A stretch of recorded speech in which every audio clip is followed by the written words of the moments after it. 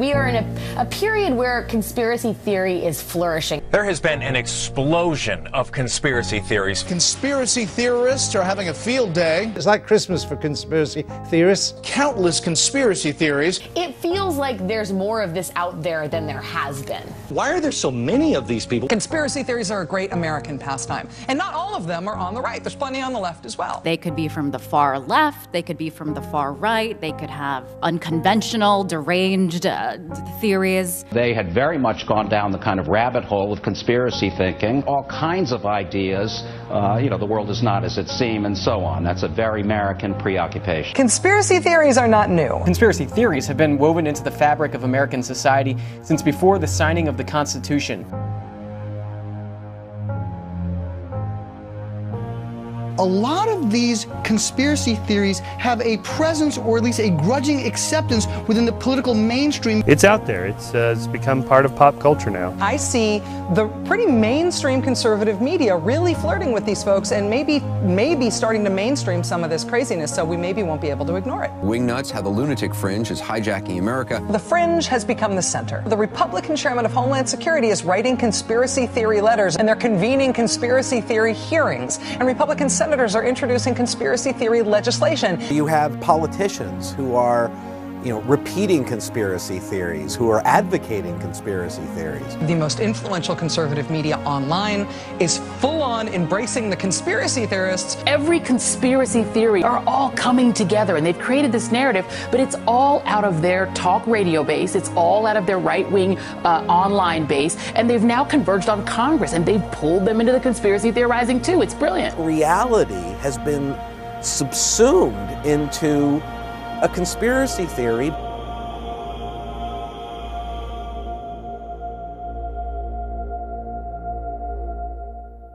Conspiracy theories are widely publicized in books, magazines, TV shows, movies, and online. Odds are you're even a conspiracy theorist. Their profound popularity has undoubtedly attracted significant media attention. However, as you will see, the majority of the mainstream coverage concerning conspiracy theories is typically negative, incredibly biased, and disturbingly void of logical, objective analysis. The conspiracy theory term is the establishment's most effective method to dismiss legitimate inquiries, control the parameters of debate, condemn the criticism of authority, deceive the public, and conceal the truth. Are there definitions that we can lay out here? Where does somebody go from asking a legitimate question to becoming a conspiracy theorist? The Merriam-Webster Dictionary defines a conspiracy theory as a theory that explains an event or situation as the result of a secret plan by usually powerful people or groups. A theory is an idea that is intended to explain facts or events, and conspiracy is clearly defined in criminal law as an agreement between two or more persons to commit a crime at some time in the future. Thousands of people are found guilty of conspiracy charges every year in courts around the world because conspiracy is an inevitable component of human nature and society. By definition, conspiracy theory is a neutral term. It doesn't mean anything good or bad, it just means a theory about a conspiracy. However, the media has hijacked the term and uses it in a vastly different way. When someone in the United States says that that's a conspiracy or that's a conspiracy theory, by definition they mean it is irrational, illegitimate, and without proof. When we talk about conspiracy theories, we tend to speak about them in a negative light because the very word conspiracy implies something negative, I think. A conspiracy theory no longer means an event explained by a conspiracy. Instead, it now means any explanation or even a fact that the establishment does not acknowledge or recognize as true. The only real criteria for a subject to be considered as a conspiracy theory is for it to be characterized as one. Of course, not all conspiracy theories are created equal. Some conspiracy theories lack in facts and credibility, while others are unquestionably legitimate and deserve further examination. They vary widely in supporting evidence and plausibility, but each claim should stand on its own merit. Nevertheless, the media broadly paints them all with the same conspiracy theory brush, lumping them all together and dismissing them as ridiculous, baseless fantasies by merely mentioning the conspiracy theory term. This is a conspiracy theory in support of a conspiracy. I'm sorry to kill your conspiracy theories, but that is what happened. He's putting together these conspiracy thoughts, and I'm asking you if you agree. They use the term conspiracy theorist to essentially shut down any dissent to really shut down any analysis of what the government is telling us. He said the government should call anybody who stands against them a conspiracy theorist. This isn't a conspiracy theory. Kind of an out there conspiracy theory which does not warrant a lot of attention. To discount something as a conspiracy theory is to shut it down without actually answering a question. It's a typical political move. The bottom line is that this is a group that is driven by conspiracy theories about the government. If you know anything about disinformation, if you know how governments discredit other governments and discredit movements, they always say conspiracy theory. It's the first thing you go to because people don't want to be involved with conspiracy theories in any language, in any country. They just don't want to be involved in it. It's just this term that's become this Pavlovian conditioning technique, and once that's thrown out, we've all been trained to run away from whatever subject is being talked about. As long as you can just frame it as conspiracy theory, then you can get people to stop taking a look at it. Outrageous, ridiculous conspiracy theories about how the world works, giving the impression that everyone's running around wearing a tinfoil hat. I was called a conspiracy theorist in the mainstream media, and I know you've been called one too, and I think it's really important to address this pejorative term. This woman, we need to be clear, is an out-and-out lunatic. She's a conspiracy theorist. Telling the truth is not a conspiracy theory. It's just such a cheap shot to shut down debate and critical thinking. The talk show host is Alex Jones. He's a conspiracy theorist. He's kind of like the guru, the king of the conspiracy theorists. He's considered legit among the crazies. Alex Jones, king of the conspiracy theorists. Conspiracy theorists, you relish the word. The king of conspiracy, radio show host Alex Jones. I'm not the king of conspiracy, I'm the king of reality. Conspiracy theorist Alex Jones. Conspiracy theorist Alex Jones. Conspiracy theorists and conservative radio hosts like Alex Jones. They just marginalize him by calling him a conspiracy theorist. I don't know what he is, except a conspiracy theorist. All you've got is shooting your mouth off with that cliched term. They go, you're a conspiracy theorist. They use it as a crutch when you're not intellectually informed. What we have here is a conspiracy theory. Mr. Barrett is a conspiracy theorist. He runs conspiracies. The lamest excuse for an attempt to debunk a conspiracy story that I've ever heard. This guy has absolutely no grasp of any of the evidence. So rather than arguing the evidence with us, they have to attack the messenger. And so he starts claiming that I have a website that has information about conspiracies. And he uses this pejorative term, conspiracy theorist, to try to say that don't listen to what I say. This has nothing to do with the actual evidence of the event that we're talking about. And the reason that he's distracting you and trying to divert your attention away from this case is because that he knows he doesn't have a case. The only response they had was, oh, that's a conspiracy theory. That's literally the best way to not argue someone on a point or facts. If you discount it as a conspiracy theory, everyone's brains turn off. They say, oh, it's a conspiracy theory. And even questioning the most basic understanding of things, a 4-year-old would question things. And if you question it you're at crazy. all, you're crazy, un-American, and totally disenfranchised. I just don't understand the hatred for the country. I don't get the hatred for the country, Bo. Most of these people buy into this. They just hate the country. It's just something that people have to be negative. Whether or not you know who did it and why is not the question to me. Right. You can actually say as an American, I don't believe the official story. Right. And still be crucified as a kook, talentless, and somebody who doesn't deserve to be in the country. Move is what people would say to me. Why don't you move? There's a certain political etiquette, I would call it, about what is proper to discuss and not proper. And if it's too difficult, it becomes over the pale. It becomes conspiracy nut stuff. It's not just the information you put out, it's even asking the question, which is not permitted. I ask questions, and what perturbs me is that you don't get answers. Nobody wants to talk about it. This event that changed our entire history of our country, why aren't we allowed to discuss it? Why aren't we allowed to ask questions? The moment you do, you get a reaction like he gave me. How dare you? How dare you question your government? In this country, I thought before, and it was good to ask questions. It was challenge authority. Challenge authority. But now apparently we've changed to where you're not allowed to challenge authority. You have to accept what the government tells you, keep your mouth shut, and stay in line. Well, that's not the America that I served as the military. If someone wants to dig deeper and not accept the government's analysis at face value, they're considered almost un-American. The overwhelming majority of Americans don't believe the official story, yet anyone who questions it is labeled fringe, a conspiracy theorist. And we're not even saying what happened. We're questioning things. We're questioning based on reality and statistics and facts and information. They won't even listen to them enough to see if what they're saying is true. And that's really sad, but it's dangerous.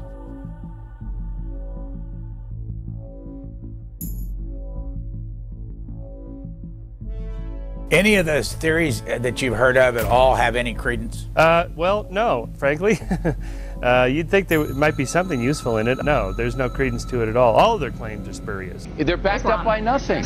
They're backed up by nothing. How strong are their arguments? I mean, did they lay out their claim and they just say conspiracy and then they just leave it right there? Or, I mean, did they really detail out their line of thinking? There is not one shred of evidence to back that insane assertion up. A conspiracy theory based on nothing. There is absolutely no evidence. Without a shred of evidence. None whatsoever. Completely crazy theory. You have no evidence. No backup, no proof. Absolutely no evidence. There's not a fact in between there. Making statements that he can't back up with fact. No basis in fact. They just don't stand up to any kind of logic or interrogation of the facts. Vast conspiracies that are hiding these vast problems that don't exist, that have been disproven over and over again.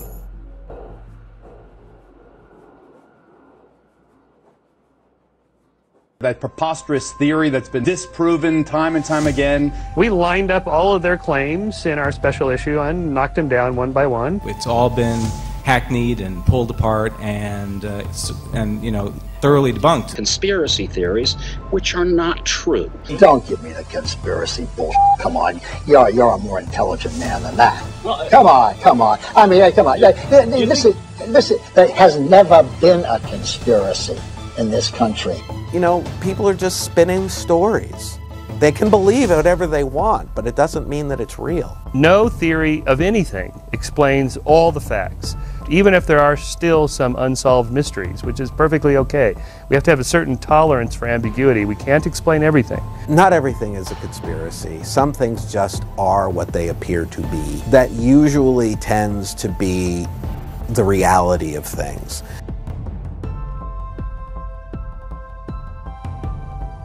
The limits of debate in this country are established before the debate even begins, and everyone else is marginalized. They're made to seem either to be communists or some sort of disloyal person. A kook, there's a word, and now it's conspiracy. See, they've made that something that should not be even entertained for a minute. That powerful people might get together and have a plan.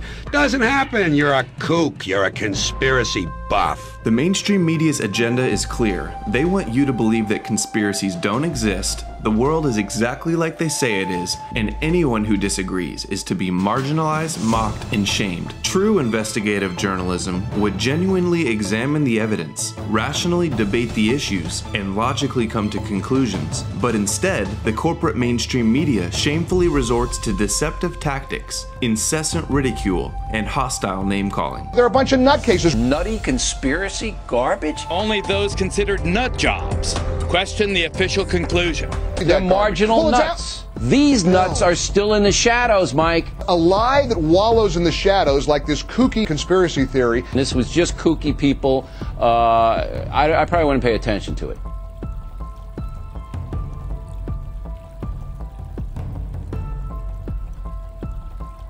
There have always been crazy people who gravitated, if they have schizophrenia, who gravitate toward conspiracy theories. Crazy nut jobs have always been there. All right, the evidence is overwhelming to you because you're a conspiracy nut. He's considered a crank and a kook by most academics. Some nutty college professors are trotting out that nonsense, and apparently some Americans are buying it. Most people think you're a nut.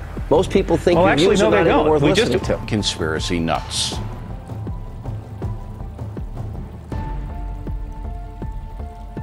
Rather than actually debate the issue and talk about just what's going on here, Alec, you want to make it personal and go after the individual. Nothing surprises me what these wackos can come up with. He really lives in the land of wacky. Unfortunately, the act of questioning anything about this event now runs you the risk of being dismissed as a conspiracy theorist or a lunatic by the corporate media. Ranting like a lunatic. A lunatic. An absolute, diehard, insane lunatic.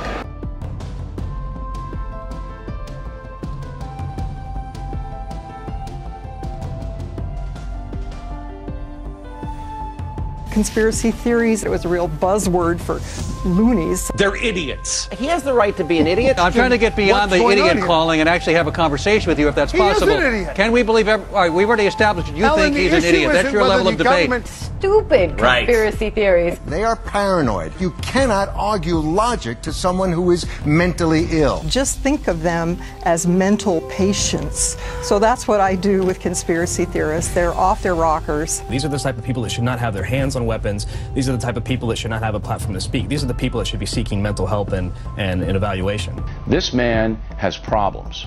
All right? He's got problems. He's a madman. The things he has said are so crazy, it's frightening. These people are just a bunch of maniacs.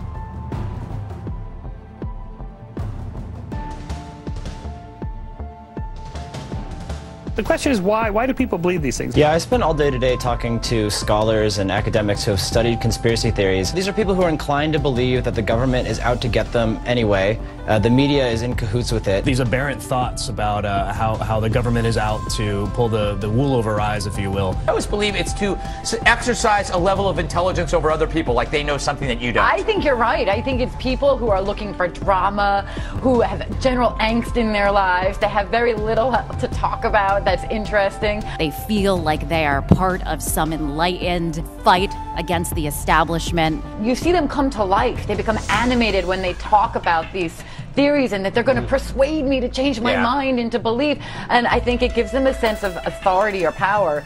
Most of the time, I agree with you. I think they're just nonsense. If you believe one conspiracy theory, you're more likely to believe 2 or 3 or 4. Have you ever met someone who believed one conspiracy theory? The most fantastical things are taken as common knowledge. You've been hearing the conspiracy theories on this for many years as well, and sometimes you have to scratch your head. Why are some people so eager to believe in conspiracies? Historically, we see that these conspiracies come after very upsetting events. In a time of economic difficulty or in a time when things are going wrong in very visible ways, people try to seize on something awful, which may in fact be causal. It may have produced the bad outcome, or it may just be made up. So if you're scared or if you're angry, and a lot of people are, conspiracy theory seems appealing. And if they're politically polarized and full of anger or distrust, then they can start believing something that's baseless or ridiculous. Each time something really scary and disastrous happens, people search for meaning.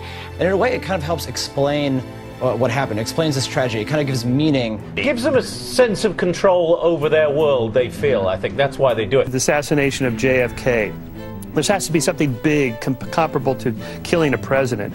Lee Harvey Oswald acting alone, a lone nut, a nobody, that doesn't jive. That feels better to most people. People hate thinking about, in a flash of an eye, terrorist bombers can come in and crash into the World Trade Center. They would rather see that, oh yes, there was always a system. There was always some overriding explanation that can let us make sense of the world. People always want to believe that there's a more powerful explanation for these things. It's not just something went wrong or there's evil people in the world. They want to believe that somebody's more in control, even if it's somebody who they don't like. They want to believe that somebody's sort of pulling the switches. The important thing is to draw a line between people who are fringe groups who believe, for instance, that everything bad that happens in America is part of a massive conspiracy, including September 11th was an inside job, and people who are obsessed about the Kennedy assassination.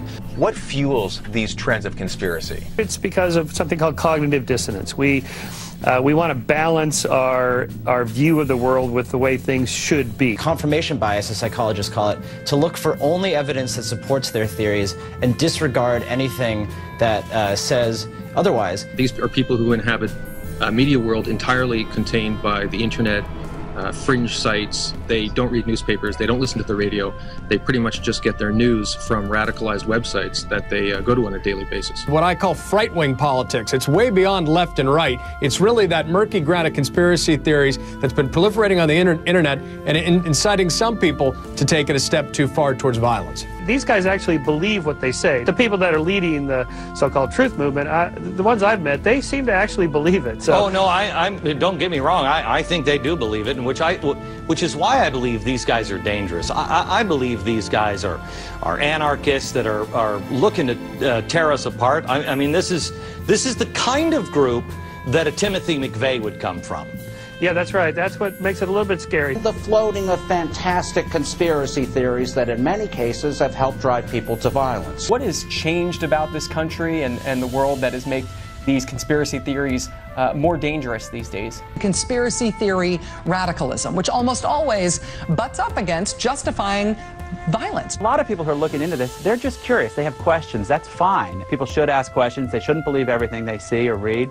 But when you start asking those questions, then you have to pay attention to the answers. And what the conspiracy people do is they reject the vast body of reasonable accounts, and then they seize on these few little anomalies that they think disprove the mainstream view. What people do on the fringes is they take those anomalies and they try to construct a whole new theory, but the new theory doesn't explain all the old facts that the old theory explains just fine. Conspiracy theorists, like all sorts of theorists, take disparate facts and put them together.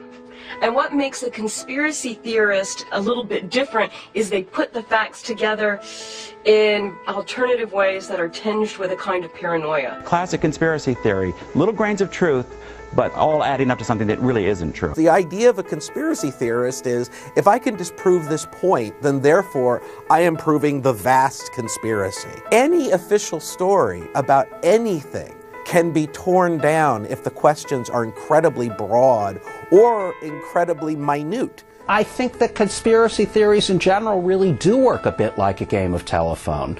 You know, they are told and retold and tend to get more and more far out in the telling. Urban legend type tales that have been told and retold without any factual basis. People are fundamentally skeptical. People don't trust the explanations they have. This mistrust of an official explanation motivates them to go looking further, and then they want to keep going and keep going and keep going and find out what they think could be a more convincing explanation. Many of these people spend 10 to 12 hours a day on the internet, and they're sort of like idiot savants. They just made themselves experts in the minutiae of the conspiracy theory that they're obsessed with. Even when there is a clear explanation, then you have this search for supposed other evidence out there, and people just kind of pick it up and run with it, even when it seems completely unwarranted. We are natural pattern-seeking animals. We look for and find connections. We connect the dots like constellations in the sky. We find the constellations of meaning in our complex, chaotic world. I think that conspiracy theorists are making it more miserable for us in this, as we pick and choose our ways of life. I hear you. When you blame the government or whoever, you're actually removing the blame from the actual perpetrator, and you're putting it on somebody else. So in this quest to speak the truth or whatever, they're really doing a disservice to everyone involved. When you reject facts, reality, and you grasp to this idea that the government is out to get you, it's a slippery slope. What's next? The helicopters that fly over your house, the medevac helicopters, the news helicopters, they're out to get you. You hear this stuff, and it just makes you sick to your stomach. I loathe conspiracy theories. Can't these people give it a rest for one day? I've given up on trying to change conspiracy theorists. They're going to be with us for a long time. When you have policy being shaped by fantasy, you end up with pretty bad policy. When did seeking the truth become a bad thing? And how the pursuit of any kind of facts becomes so objectionable? Look, this dismissal is deliberate. It's also severely dumbing down the dialogue we should be having, and in fact, it's an endangerment to investigative journalism. For crying out loud, to question official narratives is the role of journalists, historians, and documentarians. Otherwise, we'd just be getting our news verbatim from government press releases. The majority of Americans believe that JFK was assassinated by a conspiracy. And also, a majority of people have questions about 9/11 also. Knowing this, how does it feel to go on shows like Piers Morgan and other shows on the mainstream media and to be ridiculed and painted as a lunatic for bringing up these issues? Well, because that was the CIA's mission to anyone that questioned it. That's how they do. They try to marginalize you. They try to make it seem like you're a conspiracy nut. It's in a CIA memo that you say conspiracy theory. I mean, that's declassified. The CIA, right after they killed Kennedy, put out these talking points. The first documented use of the conspiracy theory term is found in an American Historical Review article published in 1909. But it wasn't until the 1960s that the conspiracy theory phrase acquired its negative connotations and became commonly used as a derogatory, pejorative slur. Conspiracy theory's negative associations can be traced back to political scientist Richard Hofstadter's 1964 article in Harper's Magazine, where he suggested conspiracy theories stem from the paranoid style in American politics. However, it was the CIA who ultimately weaponized the term when it was adopted as the fundamental component in their propaganda campaign to oppose conspiracy theories. In 1967, the CIA essentially weaponized the conspiracy theory term and engaged in information warfare when it sent a detailed memo to all of its bureaus titled Countering Criticisms of the Warren Commission Report, which was the government's official investigation into the JFK assassination. The memo begins with the CIA expressing their concerns, stating that from the day of President Kennedy's assassination on, there has been speculation about the responsibility for his murder in a new wave of books and articles criticizing the commission's findings. Critics speculating as to the existence of some kind of conspiracy, implying the Warren Commission was involved, and that Vice President Lyndon B. Johnson himself benefited and was in some way responsible for the assassination.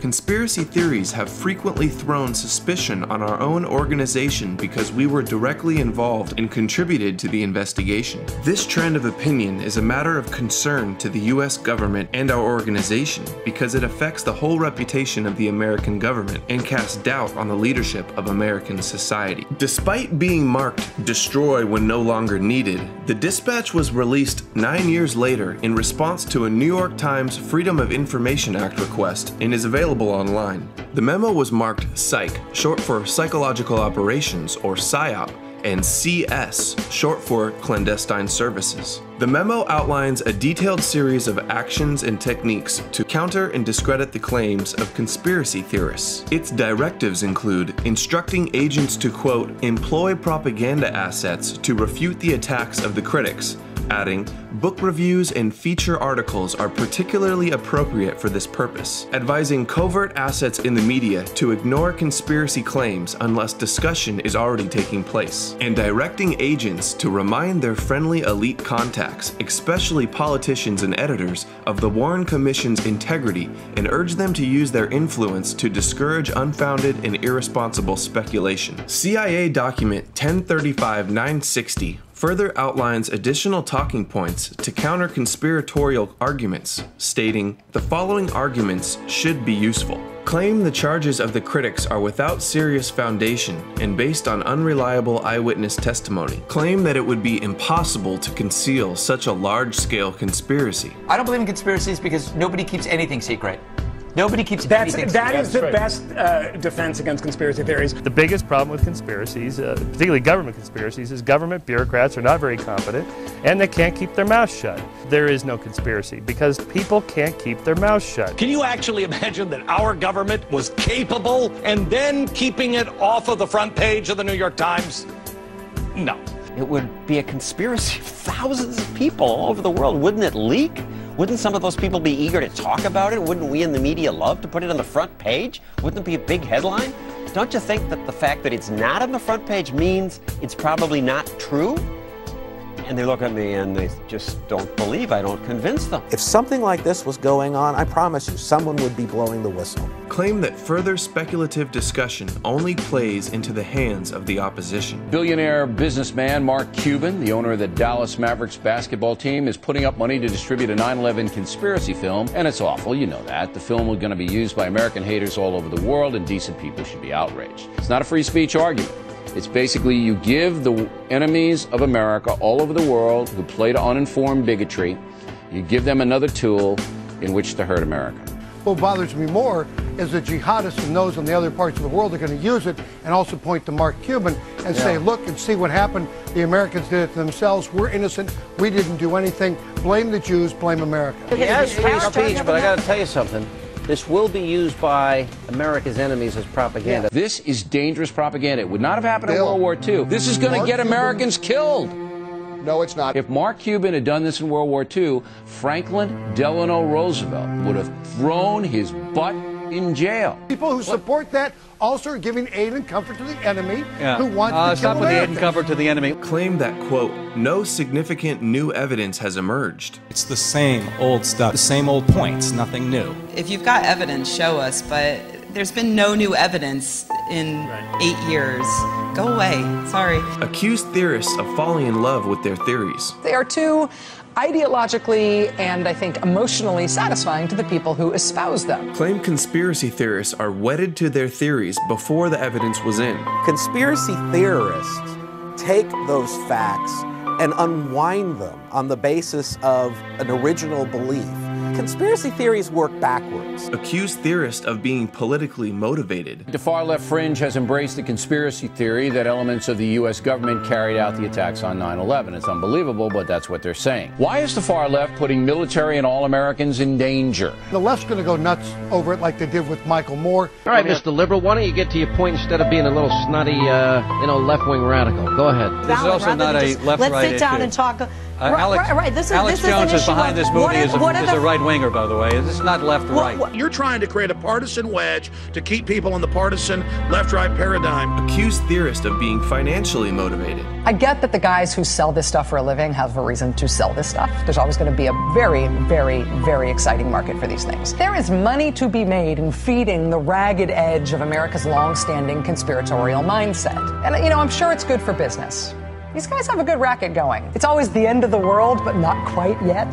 Subscribe for 1 more month, because then it'll be the end of the world. Only $19.95, and yes, you can pay in gold. The government and media continue to rely on the conspiracy theory pejorative label, paired with the PSYOP tactics found in this memo, to dismiss conspiracy allegations to this day. The CIA's strategy to make conspiracy belief a target of ridicule and hostility is arguably the most successful propaganda campaign in modern history. The government's network of covert propaganda assets and friendly elite contacts referenced in this document were partially brought to light in a 1975 congressional investigation into government agencies' intelligence activities. The hearings, known as the Church Committee, were investigating the intelligence activities of the CIA, NSA, and FBI after illegal surveillance activities surfaced during the Watergate scandal. Do you have any people being paid by the CIA who are contributing to a major circulation American journal? We do have people who submit pieces to American journals. Do you have any people paid by the CIA who are working for television networks? This, I think, gets into the kind of getting into the details, Mr. Chairman, that I'd like to get into in executive session. The investigation revealed that the CIA was paying bribe money equivalent to $1 billion adjusted for inflation under the table to heads of major media companies, editors, and reporters to act as gatekeepers and propagandists for the establishment. The Commission's final report determined that, quote, the CIA currently maintains a network of several hundred foreign individuals around the world who provide intelligence for the CIA and at times attempt to influence opinion through the use of covert propaganda. These individuals provide the CIA with direct access to a large number of newspapers, periodicals, scores of press services and news agencies, radio and television stations, commercial book publishers, and other foreign media outlets. In 1977, Pulitzer Prize winner Carl Bernstein shined further light on the CIA's propaganda network in his Rolling Stone article titled "The CIA and the Media." The article exposes how America's most powerful news media worked hand in glove with the CIA and that the Church Committee actually played a part in covering it up. After leaving the Washington Post, where he uncovered the Watergate scandal with partner Bob Woodward, Carl Bernstein spent 6 months investigating the relationship between the CIA and the media. His findings revealed that for the last 25 years, the CIA built a network of over 400 covert propaganda paid operatives, secretly spread throughout influential positions in the mainstream media, including the Associated Press, Reuters, UPI, ABC, NBC, Newsweek, and the largest newspaper and magazine publisher, Hearst, adding, quote, by far the most valuable of these associations, according to CIA officials, have been with the New York Times, CBS, and Time Incorporated. At CBS, we had been contacted by the CIA. As a matter of fact, by the time I became the head of the whole News and Public Affairs operation in 1954, the ships had been established, and I was told about them and asked if I'd carry on with them. The CIA's secret propaganda campaign to manipulate the media came to be known as Operation Mockingbird. Operation Mockingbird, you know, this was a program that the CIA, FBI was inserting operatives within all the major media networks. I mean, we're talking about all of them. Yeah. Papers, publications. My whole question is this still going on today? Because they've really permeated throughout the culture of the establishment media. And really, we see the establishment media today, they just parrot the establishment. I'm like, wait, has this gone full circle? You say that continues today? Well, yeah, I would think probably for a reporter it would continue today, but because of all of the revelations of the period of the 1970s, it seems to me that a reporter's got to be much more circumspect in doing it now, or he runs the risk of at least being looked at with considerable disfavor by the public. I think you've got to be much more careful about it. You ask, is this still going on today? Well, we can look at the last National Defense Authorization Act, NDAA 2013, has a provision in there that legalizes propaganda. Propaganda, a program by governments to manipulate people's thoughts and opinions. We are in an information war, and we are losing that war. I'll be very blunt in my assessment. Clearly, the United States feels on the defensive, in part because it can no longer monopolize terms of the debate. There's other information out there. There are other points of view. And those points of view are profoundly damaging to a country that believes that its point of view is the only point of view. The First Lady of the United States recently addressed concerns about internet. She said we're all going to have to rethink how we deal with the internet. There are a number of serious issues without any kind of editing function or gatekeeping function. She said what the problem with the internet was just getting started back in those days, is that there are no gatekeepers. Think about that. There are no gatekeepers. She wants gatekeepers on the free flow of information. 1995 was also on a 93 memo. Clinton administration feared internet's ability to democratize news. It says, the new media is here. We've got to control info. We can't let the public have access, these are quotes, to free information. This attack on free speech is happening because the old dinosaur media, the state-run media, is in free fall. You have a perfect storm of state-run media and government wanting to control information. If you look at where a lot of the work originates, where the first things come out on the internet, some of them tend to be these political fringe sites, and yet they're treated by much of the media as if they're somehow credible, that a quote from one of those sites is no different than something from the New York Times. We've got to have the media call anyone that questions us conspiracy theorists, and any media that's not the Washington Post or New York Times is a conspiracy theory. They want to set the Overton window. They want to set the parameters of debate where only what MSNBC says or CNN says with White House talking points is the acceptable political discussion. They knew what the internet meant for them. And they were conspiring like the Soviet Union to kill it in its crib. The great story here for anybody willing to find it and write about it and explain it is this vast right-wing conspiracy that has been conspiring against my husband since the day he announced for president. This is not our opinion or a conspiracy theory like Hillary puts in your mind, just a denial button people can push. They release this on the Clinton official presidential library website. Despite the media and government's outright condemnation of conspiracy theories, the public is becoming increasingly skeptical of the government and the mainstream media. It's hardly breaking news that the public has soured on the media, but the latest figures are truly sobering. 80% of Americans believe TV and newspaper reporters are dishonest and unethical, according to a Gallup poll. 80%, putting them barely ahead of car salesmen and members of Congress. Faith in American institutions is at an all-time low. We've told you this for years now. According to a new Gallup poll, American distrust of the news media reached an all-time high this year. The establishment openly admits they fear the alternative information provided by independent news online because it threatens the corporate media's monopoly over information. In recent decades, worldwide social change has experienced unprecedented historical acceleration, particularly because instant mass communications, such as radio, television, and the internet, cumulatively have been stimulating a universal awakening of mass political consciousness. The resulting widespread rise in worldwide populist activism is proving inimical is proving inimical to external domination of the kind that prevailed in the age of colonialism and imperialism. Persistent and highly motivated populist resistance of politically awakened and historically resentful peoples to external control has proven to be increasingly difficult to suppress. In earlier times, it was easier to control 1 million people, literally. It was easier to control 1 million people than physically to kill 1 million people. Today, it is infinitely easier to kill 1 million people than to control 1 million people. It is easier to kill than to control.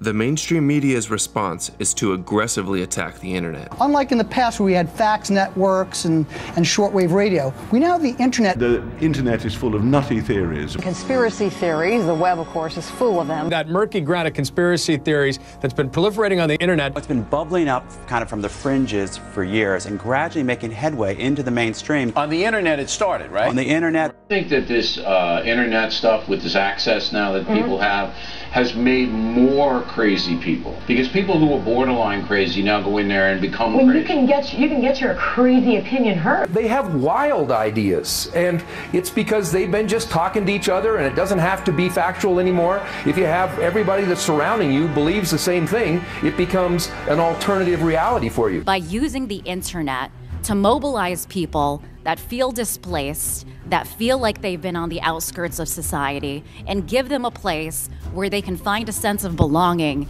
and maybe make a difference in their own way. And it's a problem, and we see that it's effective. We see that they are shaping the discussion online, on message boards, on Twitter, on social media. And the internet, you know, we thought that it would be this place where you know, it's wonderful in a lot of ways because a lot of different viewpoints and a lot of different people have a voice like never before.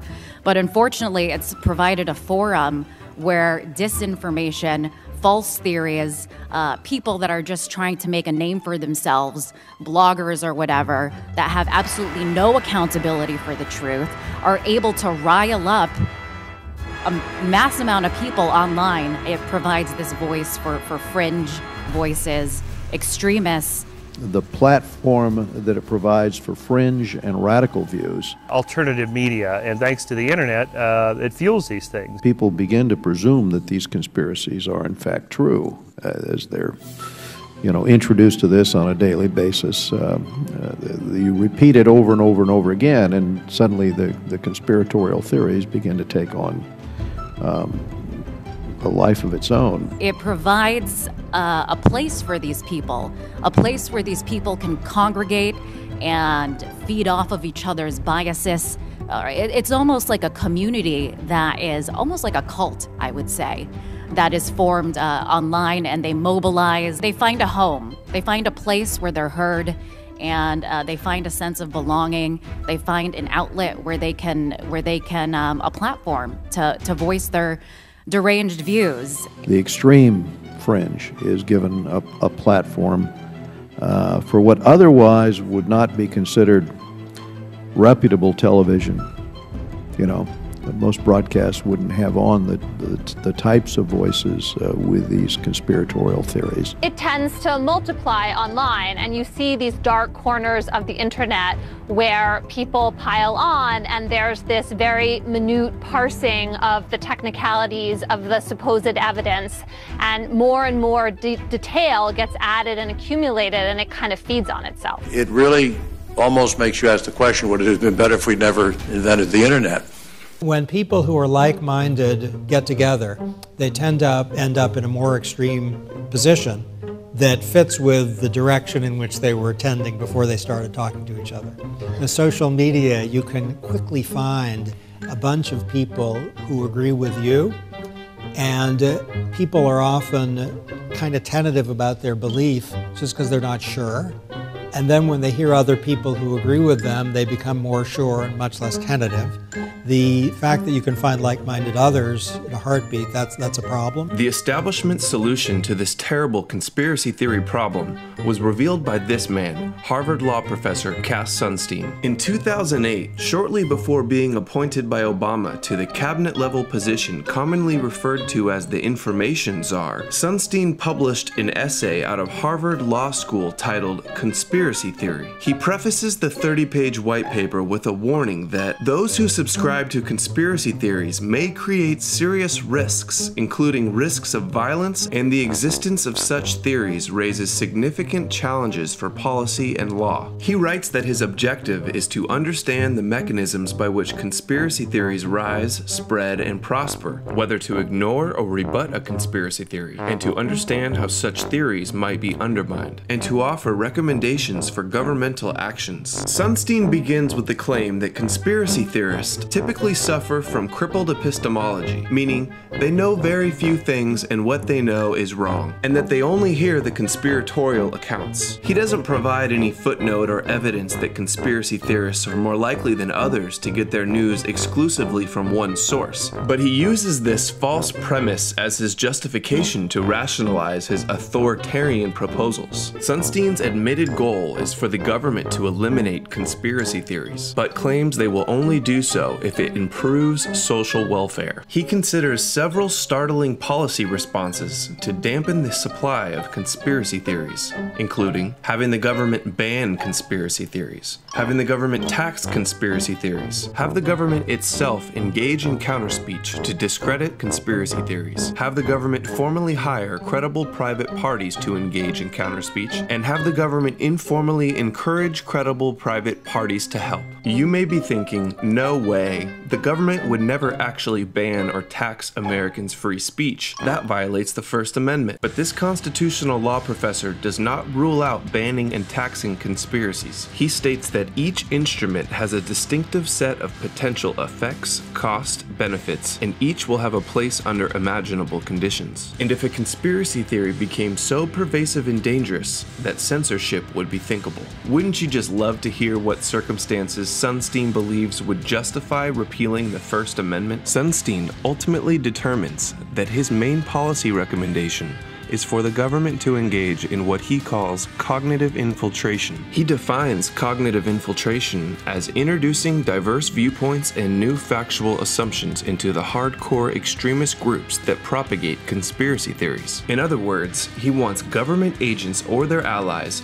acting either virtually or in real space, and either openly or anonymously, to undermine the crippled epistemology of those who subscribe to conspiracy theories by planting doubts about their theories and thereby introducing beneficial cognitive diversity. Sunstein suggests that government agents and their allies enter chat rooms, online social networks, or even real space groups and attempt to undermine conspiracy theories by raising doubts about their factual premises, casual logic, or implications for political action, adding that government officials would participate anonymously or even with false identities because government cannot be seen to control the independent experts. Although government can supply these independent experts with information and perhaps prod them into action from behind the scenes, but too close a connection will prove self-defeating if it is exposed. When confronted about his Orwellian proposals by independent journalist Luke Rudkowski from We Are Change, Sunstein played dumb and claimed he didn't remember the article, implied that he didn't really write those things, yet he refused to retract his statements and said he's just focused on doing what his boss, the president, wants him to do. Where you openly advocated government agents infiltrate activist groups of not loving truth and also stifle dissent online. I was wondering, why do you think it's the government's job, or why do you think the government should go after family members who have questions about 9/11, responders who are lied to about the air, survivors whose testimony commits, and also government whistleblowers that were gagged because they released information that contradicts the official story? Why do you think the government should do that? I think as Ricky said, I've written hundreds of articles and I remember some and not others. That one I don't remember very well. I hope I didn't say that. But whatever was said in that article, my role in government is to oversee federal rulemaking in a way that is wholly disconnected from vast majority of my academic writing, including that. So I know that I'm just asking because you may be the next Supreme Court Justice, or Bob will point to, and you did write those things, and that's why I want to bring them up to you. So all I can say is there are a lot of things that I've written, I guess, and there are even more things I'm said to have written. And, I may agree with some of the things I've written, but I'm not exactly sure. Focus on what my boss wants me to do. I just want to know, is it safe to say that you retract saying that conspiracy theorists should be banned or taxed for having an opinion online? Is it safe to say that? I don't remember the article very well, so I hope I didn't say either of those things. But you did, and it's written. Do you retract them? I'm focused on my job. So you're not retracting that? Do you still believe that? Do you still believe that people shouldn't have freedom of speech? Thanks very much. Yeah, I'm happy to talk about this, by the way. I can go on the record. He's the man who wrote about it. So Cass, do you still believe in the Joseph Goebbels approach? Please don't. Please don't.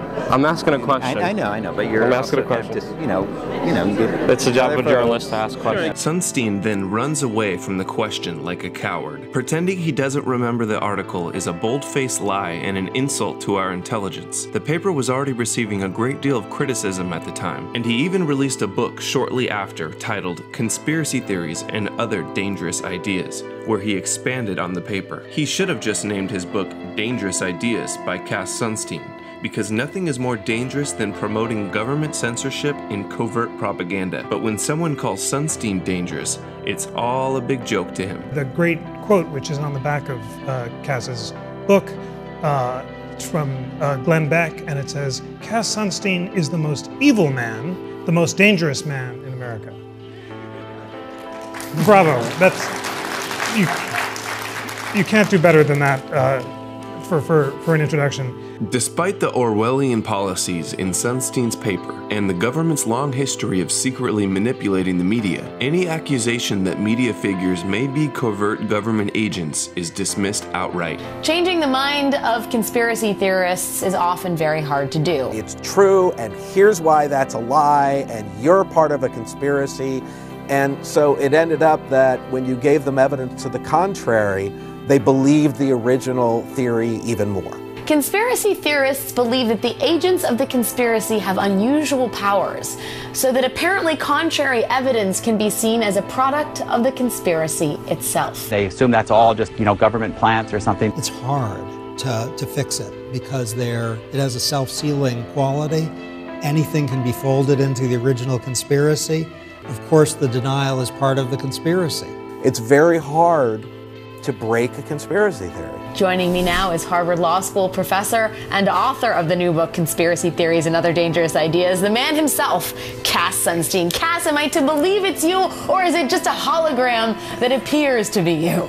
Well, it's me, but of course I would say that. Right, exactly. In your book, you write about just how hard it is to debunk conspiracy theories, because those who believe in them, and I will quote you, are unlikely to give respectful attention to the debunkers who in their eyes may after all be agents or dupes of those responsible for the conspiracy in the first place. Sunstein criticizes conspiracy theorists for suspecting that people in the media are government agents, yet that is exactly what he is proposing. His hypocrisy is astounding. Sunstein's recommendations for the government to cognitively infiltrate conspiracy theory groups online with government propaganda was evidently put into place by the United States Defense Advanced Research Projects Agency, DARPA. In 2011, DARPA unveiled its Social Media and Strategic Communication program with a solicitation on fedbizops.gov for innovative research proposals and emerging technologies to improve its methods of detecting and conducting propaganda campaigns in social media.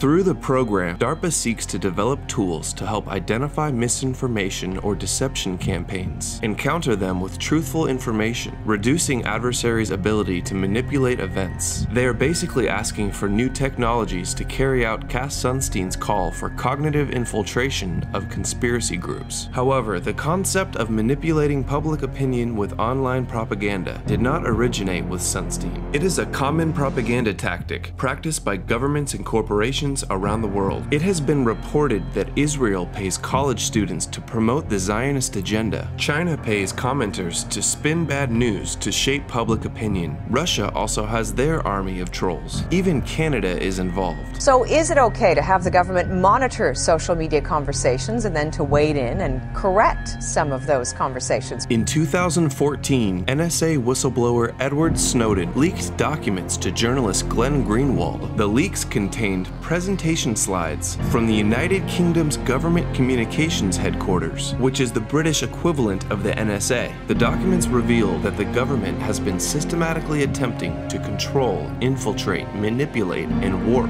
online discourse through a previously secret unit known as the Joint Threat Research Intelligence Group, or JTRIG. The document received from the Joint Threat Research Intelligence Group is, quote, "The Art of Deception, Training for Online Covert Operations." Oh boy, this ought to be good. They've got the memos internally from how they do it, and of course, the Five Eyes all participate in this intelligence gathering operations together. So if Britain does it, as they're doing it here, will they share the information and with the US and the other Five Eyes? Yes. And if you don't know the Five Eyes, that's US, Britain, New Zealand, Australia, and Canada. It's what they call themselves. It's their intelligence groups working together. Hey, what can you do in Britain? What can you do in Australia and America? How can we violate each other's laws without having to do it ourselves and get our hands dirty? In this case, they do it with propaganda. And people have crazy conspiracy theories. They have a manual for how to do it. Using online techniques to make something happen in the real or cyber world. Information ops, influence or disruption,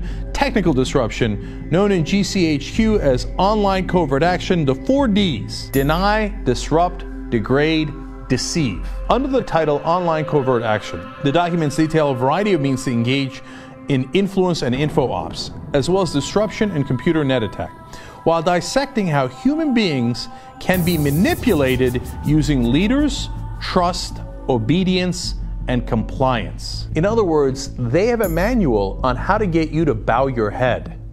And one of the keys to that is to get trusted leaders in the media to say, no, this is right, the government is right, now everybody comply. In this line, you'll see highlighted conspiracy stories, plant some of those online, etc. Use, on the right-hand side, you see hindsight bias, confirmation bias, anchoring and priming targets to believe a certain thing and then confirm their bias already, etc. They have all these psychological tactics to get you to believe things that aren't true. But my favorite is at the bottom there, propaganda. Branding, marketing. They know they're doing propaganda. They have a manual that says do propaganda in the media. And one of the things they do is they get thought leaders in the media to totally agree with the government, use compliance, obedience, and social networks. This is Propaganda 101 manual. We've literally got it now. Now we know exactly what the government's up to. So when you see this online, know that that's exactly where it comes from. It's scary stuff, man, that this is what our government is now doing. The British government and all the Five Eyes that cooperate with them.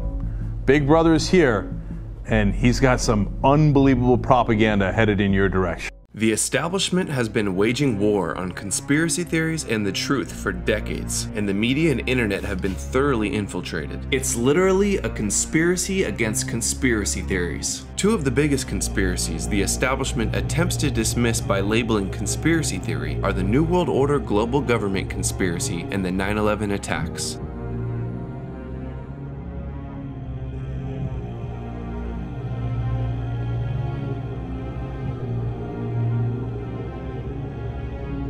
For people perhaps not familiar, New World Order is generally accepted to be a conspiracy theory where people believe that there are elites out there forming some sort of special authoritarian government. This is the generally accepted view of what New World Order means. A lot of times when people use the term New World Order, you're already into the conspiracy arena. A belief in an overarching conspiracy of a New World Order. A New World Order. The New World Order, which is kind of a growing conspiracy group that believes the world is going to be taken over by forces in black helicopters and so on. Wild conspiracy theories, New World Order, that kind of stuff. They do not view the federal government as we do, as representatives of us, what they regarded as an oppressive force that is trying to have a UN kind of sanctioned takeover and elimination of our rights. There are actually people saying they're going to shuffle us off all onto train cars and send us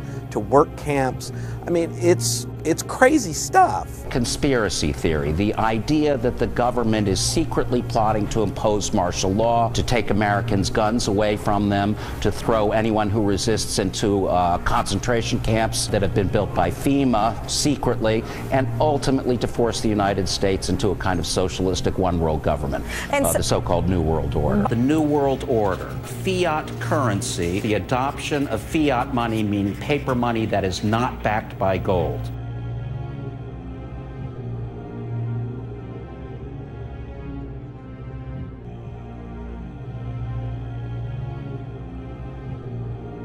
Many people in the Patriot world trace that conspiracy, that alleged conspiracy, to the formation of the Federal Reserve in 1913. One of the biggest warnings that Thomas Jefferson gave after they set up the Republic was watch out for the banks. The minute they start controlling the money supply, they will have tremendous power, and they will wield that power to squash democracy. The worst possible outcome, unfortunately, is the one we have right now. The question is, do we all work for central bankers? That's what I want to address to our guest tonight. Is this global governance at last? Is it one world, the central bankers in charge? Aren't we all just living and dying for what the central banks do? Well, of course we are, because if we look at the economic data, there's nothing to get excited about in that. What should be the proper relationship between a chairman of the Fed and a president of the United States? Well, first of all, the Federal Reserve is an independent agency, and that means basically that there is no other agency of government which can overrule actions that we take. Is the Federal Reserve a conspiracy theory? A lot of people in Washington are starting to believe that. I don't think so. It's a long-standing institution that's designed to stabilize the economy, and whether it makes mistakes or not, works or not, it's not a conspiracy. Tell that to some members of Congress. The Fed is an independent institution, which means that it's not subject to Congress. The president doesn't have oversight of the Fed. The Fed is a separate entity. Who has oversight of Janet Yellen? Janet Yellen is principally the person who has oversight of Janet Yellen. We just want to let you know the New World Order has no legitimacy, and that we as a people are not afraid, and we are waking up to the robber barons and the big banksters who are looting this economy with the Federal Reserve. Well, we have mega banks that are getting $85 million a month of U.S. taxpayer money. Most of it goes to Europe and England. British taxpayers, EU taxpayers have to pay to these mega bankers. They're in there setting this up. It's come out. Those things all relate to a single conspiracy theory, the idea that there is a plot on the part of the government to create a one-world government, a socialistic, totalitarian regime, to be called the New World Order. We have before us the opportunity to forge for ourselves and for future generations a new world order, a world where the rule of law, not the law of the jungle, governs the conduct of nations. A new world order can emerge, a new era, freer from the threat of terror, stronger in the pursuit of justice, and more secure in the quest for peace. An era in which the nations of the world, East and West, North and South, can prosper and live in harmony. What is at stake is more than one small country. It is a big idea, a new world order. When we are successful, and we will be, we have a real chance at this new world order, an order in which a credible United Nations can use its peacekeeping role to fulfill the promise and vision of the UN's founders. When our founders declared a new order of the ages, they were acting on an ancient hope that is meant to be fulfilled. 100 generations have searched for this elusive path to peace, while 1,000 wars raged across the span of human endeavor. Now we can see a new world coming into view. A world in which there is the very real prospect of a new world order. What you had there was a statement of something that was, a very coherent statement of the reality of modern economies that had the words world order in it, which is unfortunate because those words are now buzzwords for conspiracy.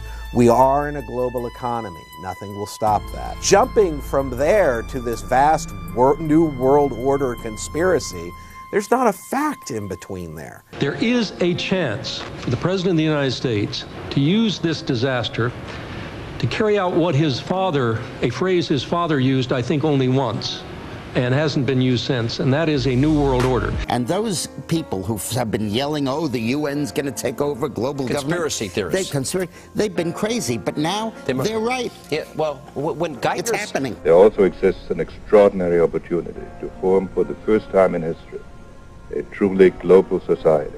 So that the problem of the Bush presidency will be the emergence of a new international order. Within the next 4 years, we will see the emergence of a new international order. The beginning of a new international order. After 1989, President Bush said, and it's a phrase that I often use myself, that we needed a new world order. I think his task will be to develop an overall strategy for America in this period when really a new world order can be created. It's a great opportunity. It isn't just a crisis. President Obama and British Prime Minister Gordon today calling for a new world order to tackle our global economic crisis. Could it be the beginning of a beautiful friendship, a global New Deal, a new world order? And the president outlined his vision of a new world order in which the U.S. would participate fully. We've got to give them a stake in creating the kind of world order that I think all of us would like to see. The affirmative task we have now is to actually create a new world order. A new world order! Never before has a new world order had to be assembled from so many different perceptions or on so global a scale. And this present window of opportunity during which a truly peaceful and interdependent world order might be built will not be here for too long. Already there are powerful forces at work that threaten to destroy all of our hopes and efforts to erect an enduring structure of global cooperation. David Rockefeller admits to building a new world order in his book Memoirs, chapter 27, titled Proud Internationalists, where he writes, quote, "Some even believe we are part of a secret cabal working against the best interest of the United States, characterizing my family and me as internationalists, and of conspiring with others around the world to build a more integrated global political and economic structure. One world, if you will. If that's the charge, I stand guilty, and I am proud of it. Proud internationalist." Rockefeller, come back. We don't want your new world order, you know? Rockefeller, we know what you're doing. We know what you're doing to the world. Rockefeller, your new world order will never come in. You're running out of time. We don't want your world government. Leave Chile right now. Your world government will fail. You guys think you guys can run things. You can't. I'm telling you right now, national sovereignty will prevail. You guys will never have a new world order. I'm just here to deliver that message right here. It's not so much as a sinister conspiracy, it's just knowledge is out there. If we look for it, you'll realize that our national sovereignty is under threat. I see it's a conspiracy in the sense that some people believe in globalism, some people believe in the North American Union. I don't. It used to be more secretive. You know, the New World Order was talked about 30 or 40 years ago, and nobody would say it out and open. Now they talk about the New World Order, so it's not as secretive and it's not as conspiratorial as it was 50 or 60 years ago. People believe in internationalism, and I think they're very sincere. They just think the world would be better off if we had one world government. I don't. I mean, I don't even like the size of our federal government, let alone one world government. I want government to be local. Now, I risk sounding like a conspiracy theorist, but it's no longer a theory. What I'm about to say is fact. The secret organizations of the world power elite are no longer secret. They have planned and are now leading us into a one-world communist government. Through organizations such as the Council on Foreign Relations, the Royal Institute for International Affairs, the Trilateral Commission, the Bilderberg Group, and many others, they have consolidated power on a mass level and are moving towards a world government. On the outskirts of the national capital today, black limousines with darkened windows converged on a hotel where private security guards imposed ironclad control. The limos carried royalty, political power brokers, and industrial titans to a secret meeting that will last all weekend. It's known as the Bilderberg Group. Could their objective be world domination? Bohemian Club in California where every year at this time, the elite from around the country get together for 2.5 weeks of fun and games. What is the Bohemian Grove? Well, it's a kind of summer camp for the powerful. An all-male gathering in great secrecy. Each year, guests like Henry Kissinger or Zbigniew Brzezinski address members on their areas of expertise. There are rituals, bonfires, and the burning of effigies. The motto of the Bohemian Club is "Weaving spiders, come not here." Simply put, that tells members to leave their business and political deals at home and simply have a good time. But some people say with this much power and this much money located in one place, there is more to the Bohemian Club than campfires and canoeing. Major decisions are being made there outside of the democratic processes. So this is one of the main meeting houses. There is a very pro-world government, anti-national sovereignty sentiment running through it. And so they bring the media, the top Hollywood people together, the head of banking, the academia, with government. And basically, it is a huge networking event where they try to cement this global agenda. I consider yourself a Catholic, but what happens when you worship Moloch at the Bohemian Grove?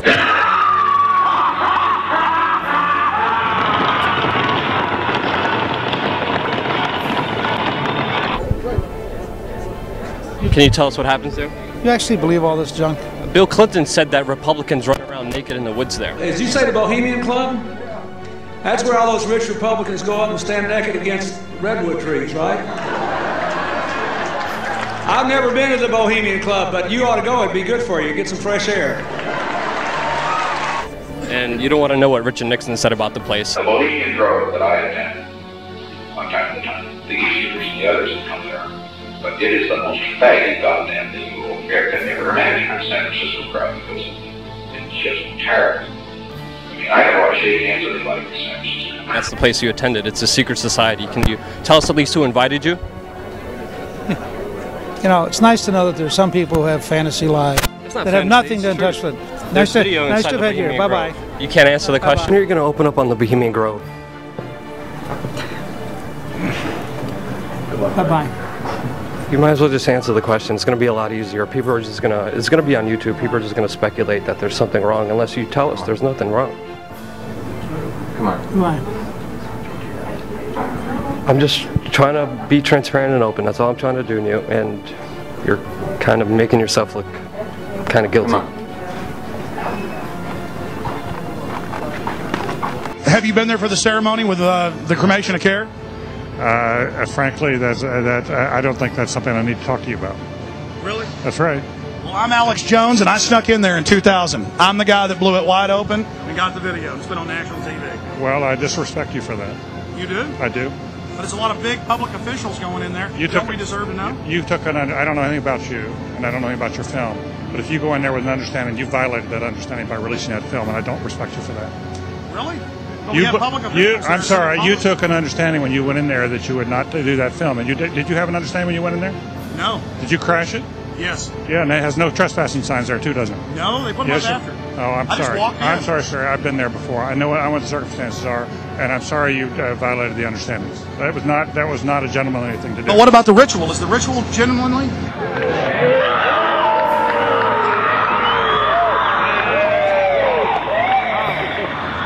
Sir, everything. I don't owe you this comment. I know. This is what's called ambush journalism, and I disrespect you for that as well. So thank you and goodbye. Been the ritual? That's none of your damn business. Let's go to John in San Diego. What's going on, John? Can you address the Bohemian Grove Club private presidential? These guys in San Diego, it's too nice. The weather's too nice there. It goes to their head. Here's what happens, because I used to have a house in San Diego. Right. Not everybody.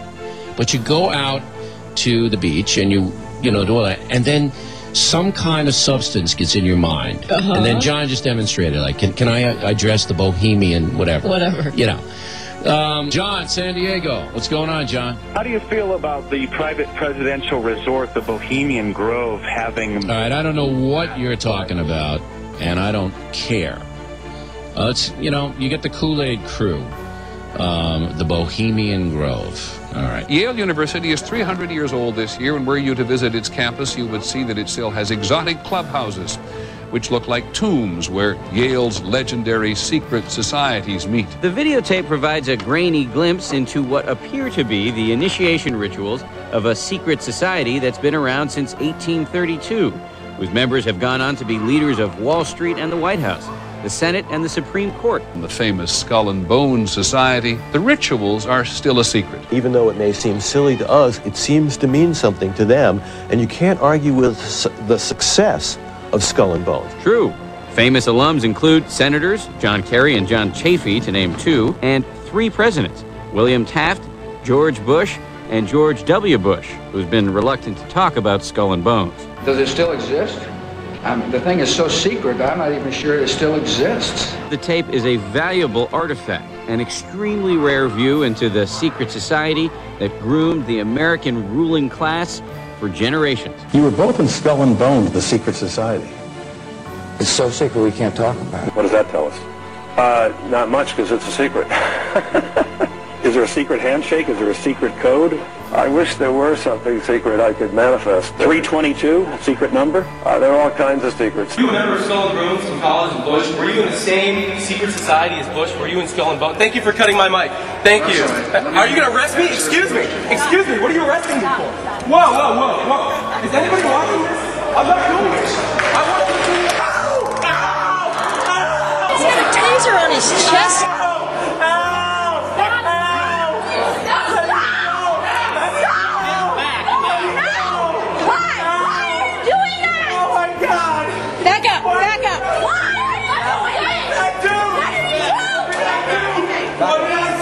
Did y'all hear what he asked John Kerry to get himself tasered? Did you hear the question? He was like, is it not true, Senator Kerry, that you are a member of Skull and Crossbones, a secret society with George Bush? And Kerry was like, that's a very good question, and I'm going to answer that question.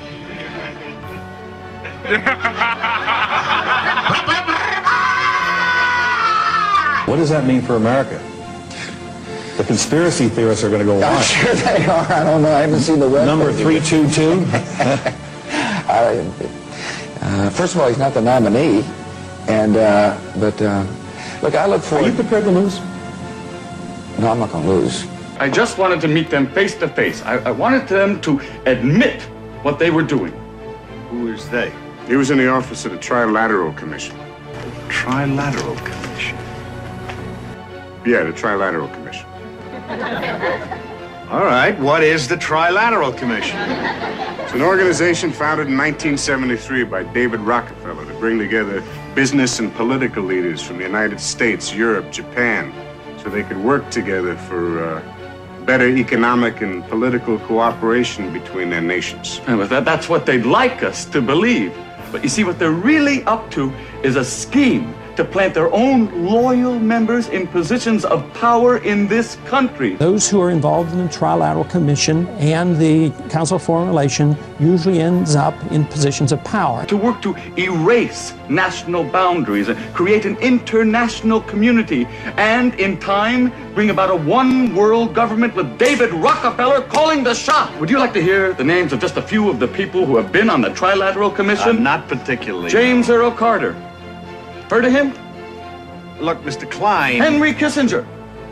You heard of him? Dick Cheney, Bill Clinton, Madeleine Albright, as well as a whole host of well-known politicians and CEOs of multinational corporations like Goldman Sachs, ExxonMobil, Shell, Citigroup, and others. George Bush. Now, you remember at the convention, everybody thought it was going to be Ford for Veep. You know what happened? David Rockefeller just picked up a phone, put in a call. Hey, Ronnie, forget Jerry, it's George. Bye. So, no matter who won in November, they had their man in the White House. He shut up the world order with his family, donated the land for the UN, and founded every major private globalist organization in every major country. The Council of the Americas, founder and honorary chairman, David Rockefeller. The Americas Society, chairman, David Rockefeller. The Forum of the Americas, founder, David Rockefeller. The Institute for International Economics, financial backer and board member, David Rockefeller. The Trilateral Commission, founder and honorary chairman, David Rockefeller. Rockefeller's influence also extends to the current administration. He was chairman emeritus of the CFR when Vice President Dick Cheney once served as a director. a relationship that Cheney concealed during his congressional career.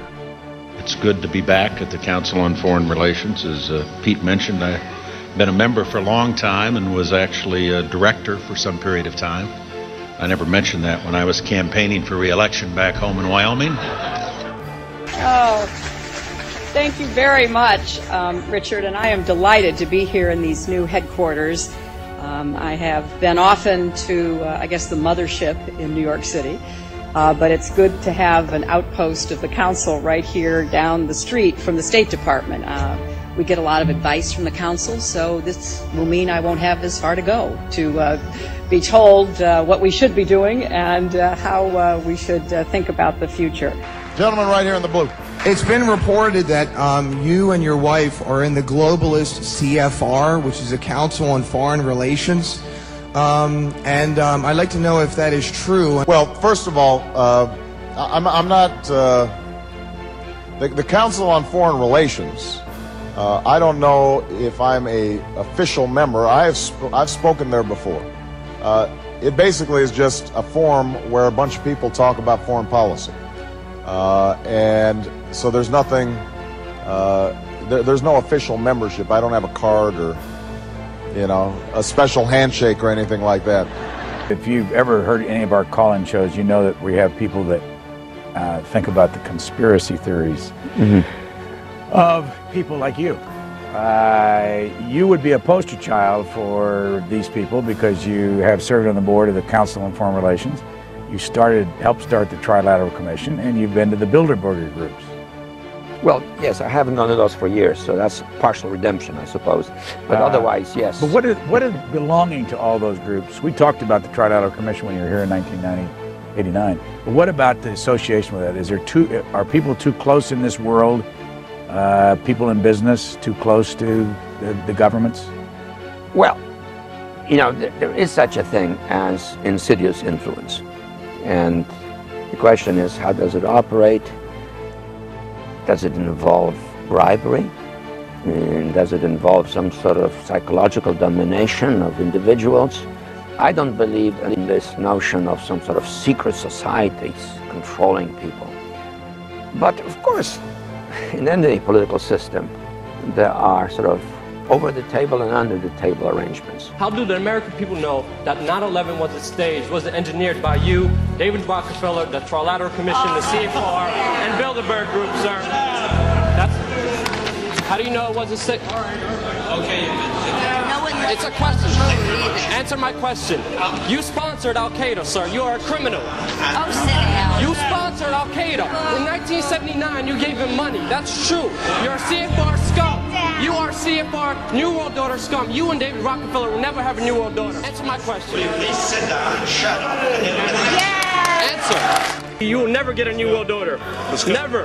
National sovereignty will prevail. The New World Order is going down, sir. You can laugh. Wake up, people. Wake up. Research the New World Order. This is important. Look it up. Investigate it. You mentioned something earlier that you've done that comes up right in the spot that you're sitting many times by our callers across the country. And that is a suspicion that there is a conspiracy afoot through the Trilateral Commission and the Council on Foreign Relations. You ran the Trilateral Commission for how long? About 3 years, I think. Something like that, 3 years. Not only did I run it, I helped to found it and organize it with David Rockefeller. So if any of our viewers are conspiracy-minded, here is one of the conspirators. It's a criminal, illegitimate, foreign banking cartel that runs America. 118 people only sit on 288 corporate boards that unify kind of this media conglomerate and corporate America. So you have people involved in Kraft Foods, Monsanto, so many different things, defense corporations, the pharmaceutical industry, lobbying together, all sitting on these boards, and it really is such a small amount of people really controlling all these things from the top down. It's a big club, and you ain't in it. You and I are not in the big club. The owners of this country, the real owners, the big wealthy business interests that control things and make all the important decisions, they own you. They own everything. They own all the important land. They own and control the corporations. They've long since bought and paid for the Senate, the Congress, the state houses, the city halls. They got the judges in their back pockets. And they own all the big media companies, so they control just about all of the news and information you get to hear. They got you by the balls. Hundreds of mainstream news articles a week are saying there is a new world order, a global government. It will be run by the very banks that are collapsing society by design. Here is Time Magazine headline, New World Order, and they say a new bank of the world will rule the United States. Here is the Financial Times of London, and now for a world government is the headline. They're openly announcing that the banks will rule the planet. The ultimate goal that these people have in mind is the goal to create a one world government run by the banking industry, run by the bankers. I met Rockefeller through a female attorney I knew who called me up one day and said, one of the Rockefellers would like to meet you. I said, sure, I'd love to meet him. And I met him and I liked him, and he was a very, very smart man. And we used to talk and share ideas and thoughts. And he's the one who told me 11 months before 9/11 ever happened that there was going to be an event. Never told me what the event was going to be. And out of that event, we were going to invade Afghanistan to run pipelines from the Caspian Sea. We were going to invade Iraq to take over the oil fields, establish a base in the Middle East, and make it all part of the New World Order. Later, 9/11 happened. And I remember he was telling me how you're going to see soldiers looking in caves for people in Afghanistan and Pakistan and all these places. And there's going to be this war on terror, of which there's no real enemy. And the whole thing is a giant hoax. But it's a way for the government to take over the American people. He told you it was going to be a hoax. Oh, yeah. Oh, yeah. There's no question. He says, there's going to be war on terror. And he's laughing. 9/11 was done by people in our own government and our own banking system to perpetuate the fear of the American people into subordinating themselves to anything the government wants them to do. That's what it's about, and to create this war, this endless war on terror. And that's why and that was the first lie. And the next lie was going into Iraq to get Saddam Hussein out with his weapons of mass destruction. Look, this whole war on terror is a fraud. It's a farce. It's very difficult to say it out loud because people are intimidated against saying it. Because if you say it, they want to make you into a nutcase. It was 9/11 that allowed this war on terror to begin. And until we get to the bottom root of 9/11, the truth of 9/11, we'll never know about the war on terror. I have trouble believing this, but a new poll by Scripps Howard and the University of Ohio says 36% of Americans believe it is likely or somewhat likely that the U.S. government either assisted in the 9/11 attacks or did nothing to stop them. Let us never tolerate outrageous conspiracy theories concerning the attacks of September the 11th. Malicious lies that attempt to shift the blame away from the terrorists themselves, away from the guilty. Are you one of those that was an inside job, guys? Well, let me tell you something. An inside job?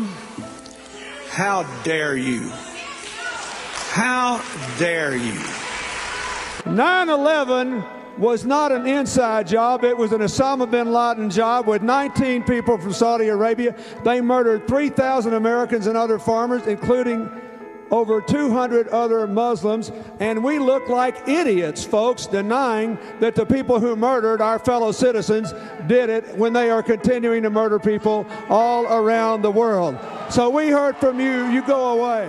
Thanks for coming on. You have no evidence that the government's behind 9/11, and I frankly think it's an awful thing to allege, considering it's not true and you haven't proved that it is. I'm merely saying it is wrong, blasphemous, and sinful for you to suggest, imply, or help other people come to the conclusion that the U.S. government killed 3,000 of its own citizens, because it didn't. It is ridiculous to suggest anything other than the Al-Qaeda destroyed those buildings. Stop asking me to raise this ridiculous topic on the show and start asking your doctor if Paxil is right for you.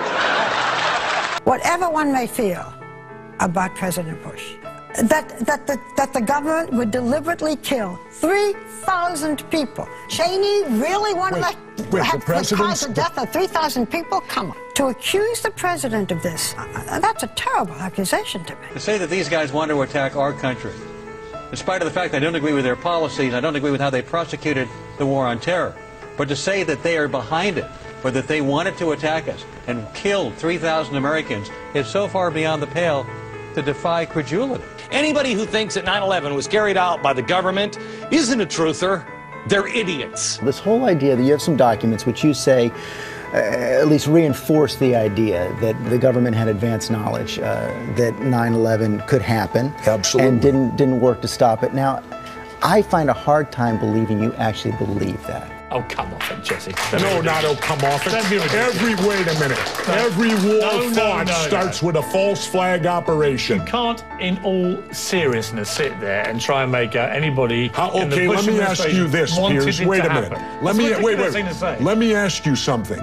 How much studying have you actually done of 9/11 other than what the government's told you and what mainstream media has told you? I've been studying it 4 years. I was editor of a national newspaper. I've talked to people. Wait a minute. Depth every day for 5-6 months. Really? So I know a lot about it. Well, and one thing I do know is, let me ask you this then. You cannot say that any member of the Bush administration knew it was going to happen or wanted it to happen. It's a ridiculous thing to say. Ridiculous. You believe that Dick Cheney, George Bush, and the whole administration should be prosecuted for their acts? You're making up Rosie O'Donnell-like scandals that says that 9/11 was an inside job. Well, why are you not allowed to ask anything about it? No, why, when concluded. you approach the government, I approached the government. I read everything possible. I watched all the hearings. You're right. I haven't read. You looked at my reading list. Have you read the 9/11 report? And you think it's a piece of fiction? No, I believe everything in it. I believe my government's never lied to me, have they? And you notice how if you bring up 9/11 and they have any questions about it, immediately everyone attacks you over it, tells you you're crazy, calls you Rosie O'Donnell, insult you. Why? Because I ask questions? Defense of free speech. Popular speech, the First Amendment doesn't need to be defended. It's unpopular speech is why we have that amendment. You question 9/11, you're asking unpopular speech today. According to a recent poll, 49.3% of the people in New York believe that our leaders knew the 9/11 attacks were planned and that they intentionally failed to act. Are 49.3% of us just fucking crazy? There are a group of screwballs out here, and I mean truly screwballs, who believe that we were not attacked on 9/11 by terrorists flying planes, that those people really weren't killed by terrorists, that that's not what happened. And in fact, George W. Bush was sitting somewhere in the White House basement with one of these plungers, and he blew up those buildings. That's what these people believe. They are truly crazy people. Just so you know, we're not muffling intelligent dissent here. If you hear the shouting, it's a group of demonstrators who've come. 9/11 was an inside job. Oh, get a life. Get a life. 9/11 was an inside job. This woman, we need to be clear, is an out-and-out lunatic. She's a conspiracy theorist. She's a 9/11 truther. She thinks that water fluoridation is a government conspiracy. The people who said that 9/11 didn't really happen, or that 9/11 was an inside job, that 9/11 was not actually an attack on our country, but was rather a hoax perpetrated by our government in order to enslave us or something. Yeah, Rachel, because someone who wants the truth about why things are the way they are must believe that 9/11 either never happened, or that it was a hoax, or that the government completely engineered every facet in order to enslave humanity. Because apparently it's too hard to believe that this government would not care about the lives of human beings in order to advance geopolitical goals. Is it really too hard to believe the fact that Bush and his cabinet turned a blind eye to let the attacks happen, or even ensure that they happened? A 9/11 truther. If you don't know what a 9/11 truther is, let me quickly tell you about them. The 9/11 for truth, I didn't know what that meant, that it was a real buzzword for loonies. Perhaps the most fascinating of terms that have become a pejorative for the establishment is truther. It's so-called truthers. The truthers who perpetuate the theory that the United States orchestrated the attacks on September 11th. One of the groups that I've been warning about for a very long time are these 9/11 truthers. Take the 9/11 truthers. These truthers are exactly the kind of people who want to rock this nation's foundation, tear us apart, and plant the seeds of dissatisfaction in all of us. These 9/11 truthers, who I've been telling you for years, are dangerous. I find it amazing, this kind of pejorative term truther for seeking the truth. Everybody's like, truther? You're a truther. You know, when idiots are calling brilliant people stupid, you got a real problem. If a truther is simply a person that cares about evidence and facts, no matter how ugly or uncomfortable they may be, then maybe that's a label we should all embrace. Those people who would like to destroy us are enemies like Al-Qaeda. They'd like to destroy us, and they will work with anyone. There are also people like white supremacists or 9/11 truthers that would also like to destroy the country. They'll work with anybody they can. You know, it took me about a year to start hating the 9/11 victims' families. I didn't think I could hate victims faster than the 9/11 victims. You have a warped view of this world and a warped view of this country. Well, explain that. Let me give you an example. No, I'm not going to debate this with you. Well, let me give you an example. Glick was saying without a shred of evidence that President Bush and Bush the elder were directly responsible for 9/11. Now, that kind of stuff is not only loony, it's defamation. In respect for your father... It's September 14th. Do you want to know what I was doing? Shut up. Please don't tell me to shut up. In respect for your father, who was a Port Authority worker, a fine American, who got killed unnecessarily by barbarians. By radical extremists trained by this government. Respect not for the him. People of America, I'm not the people, the ruling class, the small minority. Cut his mic. Cut his mic. I'm not going to dress you down anymore, out of respect for your father. This is our house here. If somebody comes to your house and begins spitting on the floor, you'd remove them. Glick was out of control and spewing hatred for this program and his country using vile propaganda. These nuts are still in the shadows, Mike, and you're giving them power. Rosie O'Donnell, is she mainstream media? Yeah. Every day she's got well, listen, she just said this crap this week. And what happened to her? Tower 7. And what happened to her? People cheered for her. Her audience cheered for her, and people said, boy, Rosie's onto something. Tower 7 fell because we blew it up. I mean, these screwballs are among us, Bill. Rosie's not going to be on that forum much longer because of what she's doing here. Do you believe that the government had anything to do with the attack of 9/11? Do you believe in a conspiracy in terms of the attack of 9/11? I do believe that it defies physics for the World Trade Center Tower 7, Building 7, which collapsed in on itself.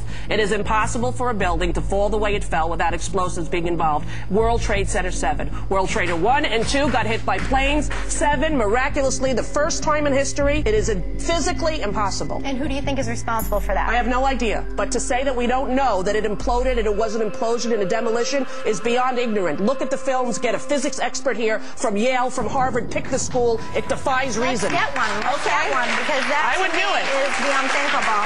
It is the unthinkable. But imagine if somebody could convince you of that, could prove it to you, Elizabeth. Just 7. I don't think it would happen. More than 1,300 architects and engineers examined the evidence about Building 7's collapse and disagree with the official report issued by the National Institute of Standards and Technology. It was in full free-fall acceleration.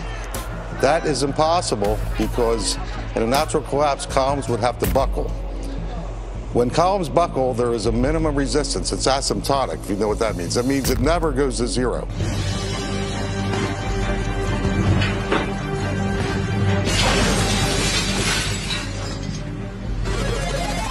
Five sheets of glass were broken in that test.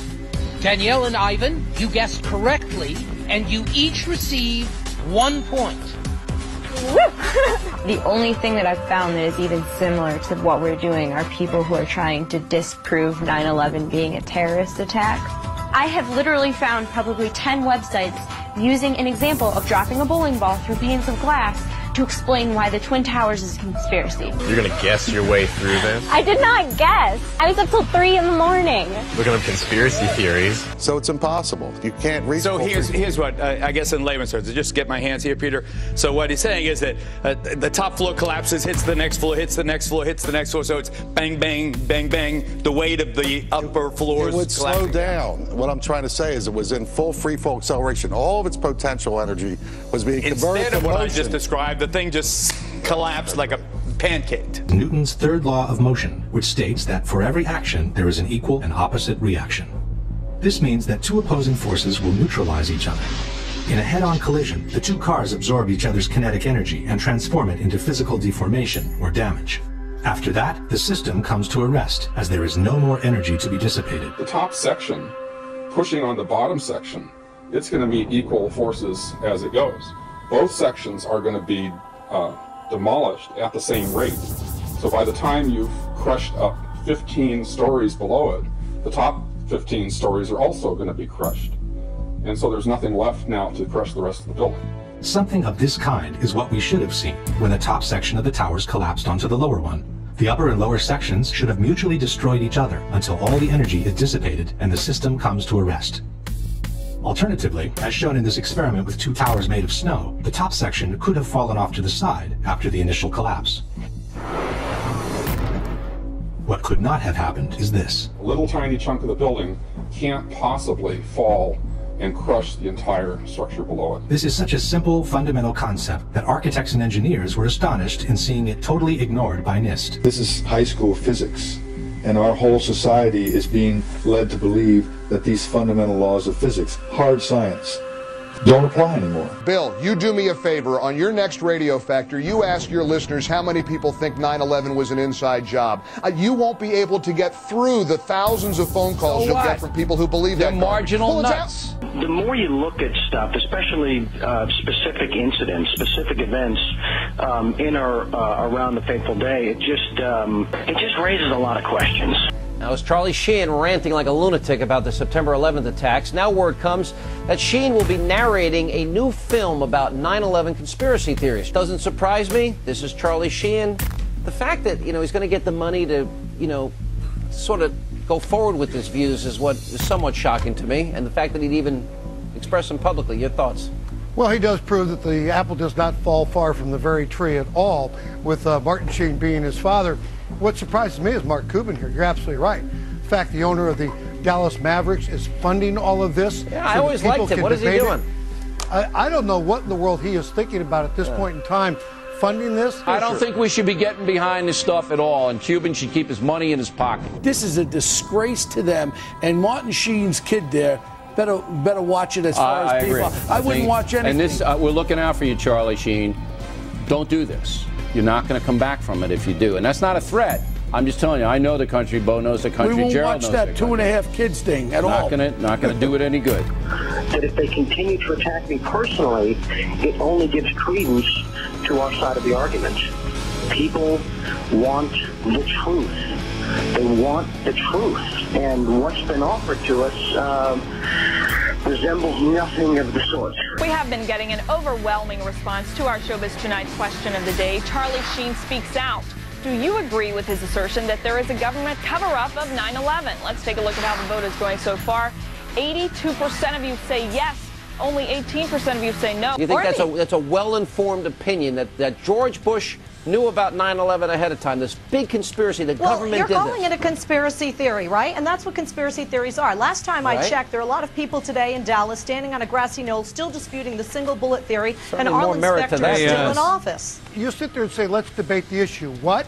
That maybe America did bring down the towers? That maybe when all the Jews left the building, maybe they knew something that we didn't all know? You're missing my point. You're totally missing my point. It was sad because they didn't really take a look at any of the stuff I was asking them to look at, any of the evidence or any of the stuff that generated those questions, And they said, oh, he's another tinfoil hat wearing Hollywood clown, All of the volumes and volumes of information that contradict the official story have been blacked out from the U.S. mainstream media. Why have so many of the major media outlets not talked about these alternative theories that exist behind 9/11? Why is that?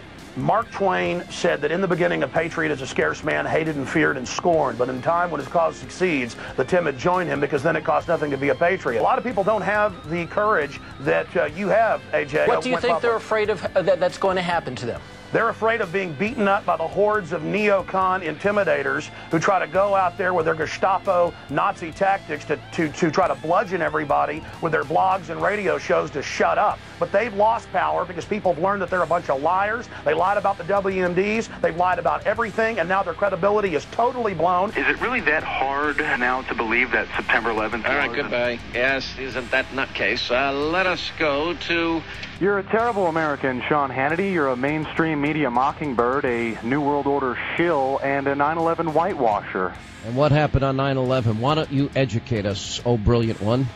9/11 was an inside job on one level. It was purposely allowed to happen as a pretext for the war on terror. On another level, elements within the shadow government helped and made sure it were to happen for a pretext. Why don't you open your eyes? Look at Operation Northwoods, Sean Hannity. Yes, sir. A declassified government plan to commit terrorism in this country by crashing planes and blaming it on a political enemy.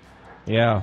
Yeah. Okay, stop with the music. Let's talk about the issue seriously. George Operation Bush's fault. Northwoods. Why don't you look it up on the internet, Sean? Okay, you know, if it's on the internet, it's got to be true. No, it's a declassified document, Sean, in the National Archives, sir. I know, sir. Yeah, I know. Northwoods. Why don't you substitute the word Let me ask you a question. Iraq, and it's exactly Let me what ask you a happened on question. 9/11. Yeah, but that's not what you called about, is it, Alan?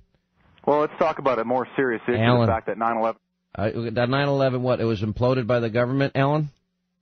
You got it, my friend. Operation Northwoods, declassified plan where our government planned terrorism against this country, Sean. How do you explain that, Sean? I know. I just can't. You know what, George Bush... the government's Hang on a completely second. gone... I'm agreeing with George Bush did it. George Bush and Dick Cheney. Sure, they're Skull and Bones. Skull and Bones. Skull and Bones did it. Members. He's a Bilderberg pawn. He's an Illuminati member. Yeah.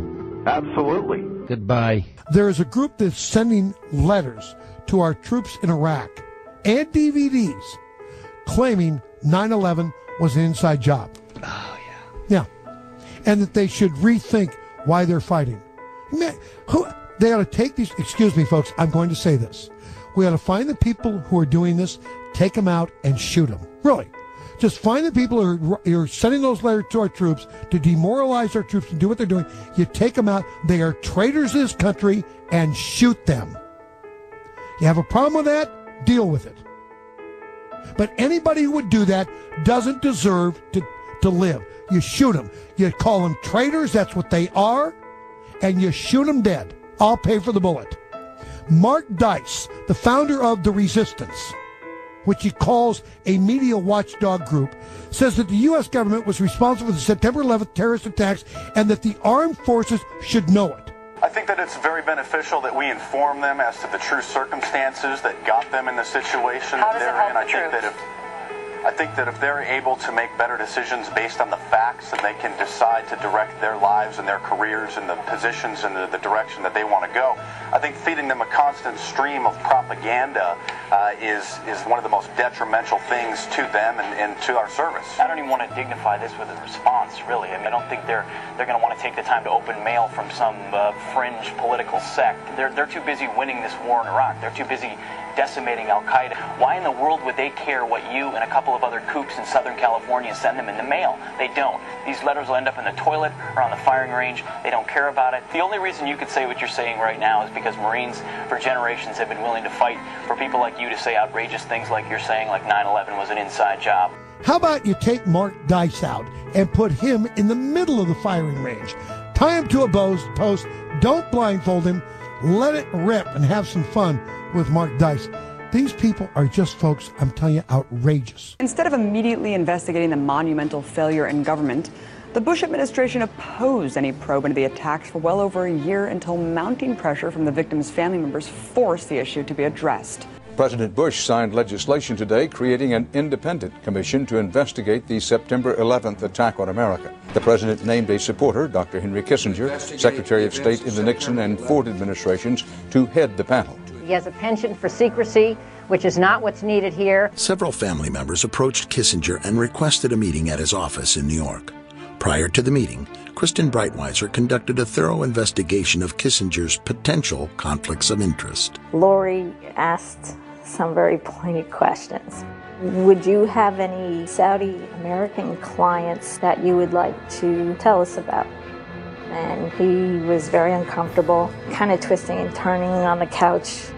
And then she asked whether he had any clients by the name of Bin Laden. And he just about fell off his couch. Former Secretary of State Henry Kissinger stepped down from the position Friday. Will you testify before the commission? This commission? You know, I don't testify. I mean, I'd be glad to visit with them. And even the president and vice president agreed to meet with the commission, but with a catch. They insisted on meeting together behind closed doors and not under oath. Mr. President, why are you and the Vice President insisting on appearing together before the 9/11 Commission? Because the 9/11 Commission wants to ask us questions. That's why we're meeting, and I look forward to meeting with them and answering their questions. Why you're appearing together rather than separately, which was their request? Because it's a good chance for both of us to answer questions that the 9/11 Commission is looking forward to asking us, and I'm looking forward to answering them. Let's see. We have to have one story. So I'll say part, and if I get it wrong, hedge a little bit and give me the next. I want to thank the chairman and vice chairman for giving us a chance to share views on different subjects. And they had a lot of good questions.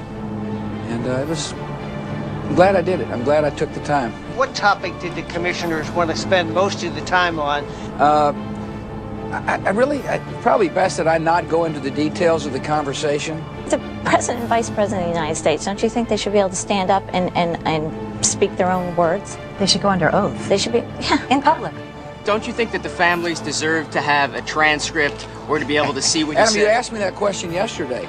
I got the same answer, yeah. Since when do you bring in witnesses that don't have to testify in open, where they're brought into closed-door rooms and allowed to testify together? I know you said there'll be a time for politics, but you've also said you wanted to change the tone of Washington.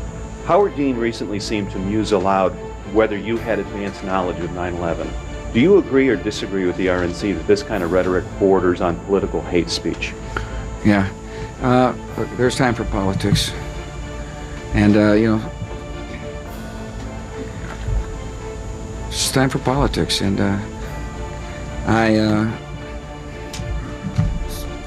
it's an absurd insinuation. Once the commission was finally formed and its report released, many questions were still left unanswered. Questions that many people in this country still have. In fact, a recent poll by YouGov reveals that 38% of Americans have some doubts about the official story we've been told. What happened that day, there are so many unanswered questions. What would you have done on September the 12th, 2001? What would you have done if you'd been president? I would have done a legitimate investigation to find out what exactly happened on 9/11. The 9/11 Commission looked at virtually every aspect of the terrible tragedy of 9/11. They looked at virtually every aspect of it, but there's always remaining questions. If you want to tell me that there's something going on beyond two planes going into the buildings, I never saw anything that suggested it. That was the most investigated event probably in FBI investigative history. It has been looked at thoroughly by everybody. Frankly, you have people who witnessed the planes going into the buildings. Again, the 9/11 investigation was one of the most comprehensive that I have ever seen. Michael Scheuer is the former head of the CIA's Bin Laden unit. Was the 9/11 Commission report a whitewash? It was a whitewash and a lie from top to bottom. A deal announced yesterday between the White House and the commission investigating the September 11th attacks is proving to be rather controversial. You and Lee Hamilton wrote in the New York Times today, you have no doubt that there was obstruction on the part of the CIA in preventing you and your panel, the 9/11 Commission, appointed by the President, approved by the Congress, from going forward with its investigation. It's a scam. It's absolutely disgusting. I'm very much for issuing a subpoena to those in the White House that would obstruct this investigation. And that's what we have here, an obstruction of a full investigation on the most serious attack on the homeland in the last 150 years. Lee and I write in our book that we think the commission in many ways was set up to fail. We thought we were set up to fail. They were afraid we were going to hang somebody, that we would point the finger. So what we have here, in my opinion, is a major cover-up. A major cover-up unlike anything I've seen since Watergate. I've been in this city 20 years. They don't want anything to come out, and they'll ruin the career and the life of anyone who dares to put forth information that's truthful.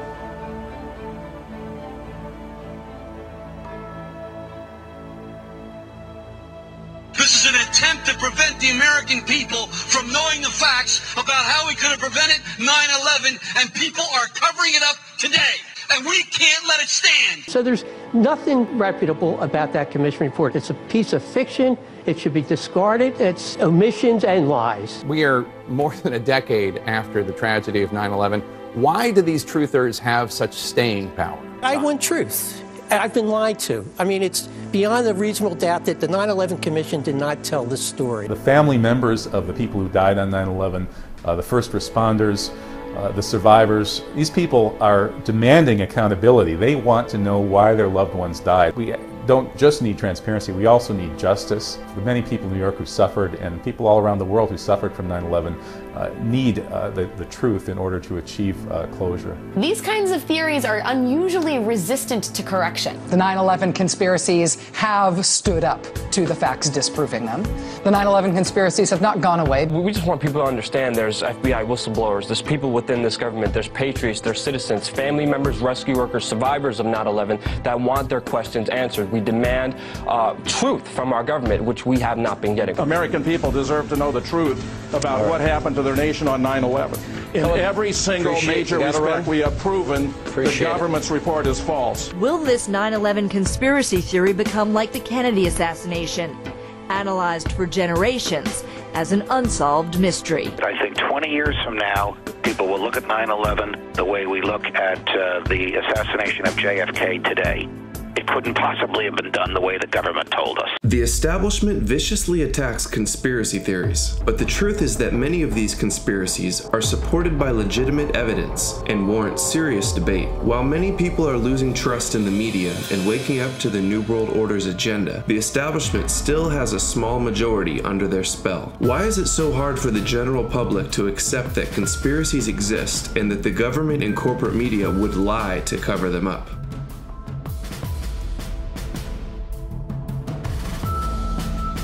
You have to understand, most of these people are not ready to be unplugged.